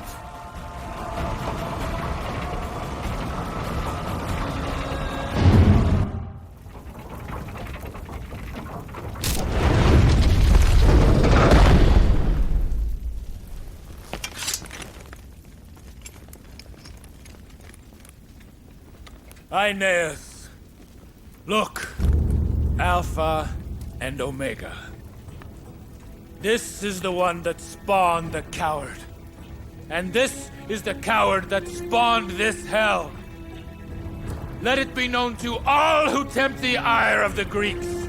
This is how they perish. Agamemnon, this atrocity does not become a king. I am Agamemnon. I will be remembered as the conqueror of Troy, of Thebe, and all of the cities that infest this land. What is left of them will now bend to Agamemnon's will, and so shall you!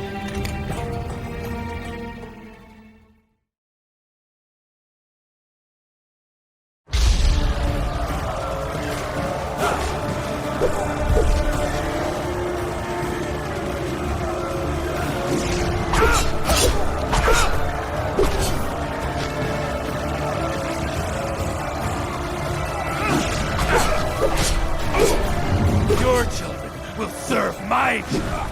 Your women will warm my bed.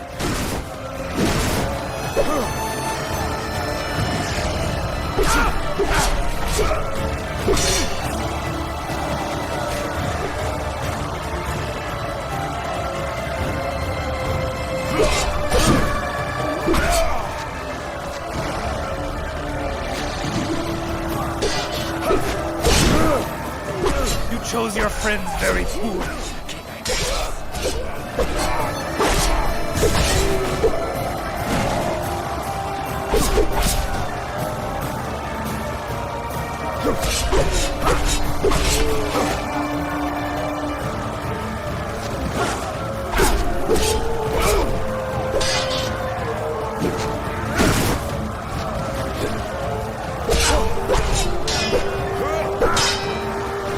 I cannot fall. The gods have decreed it.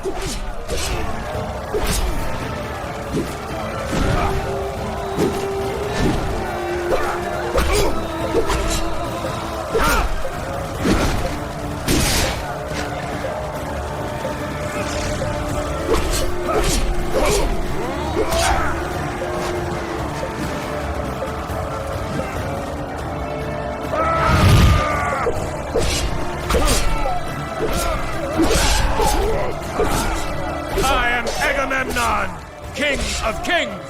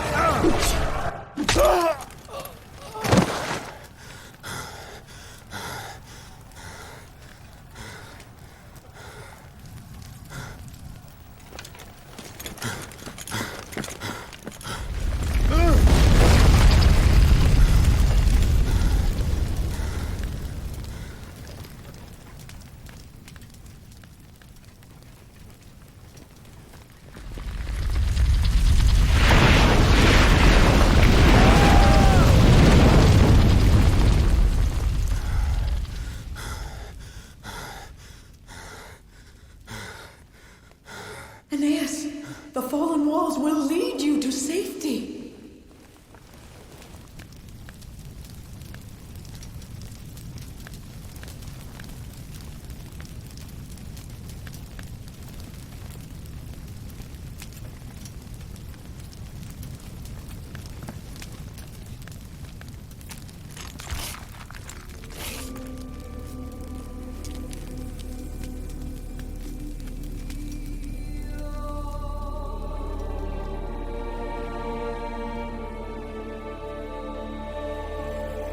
So easy to destroy in a night what takes generations to build.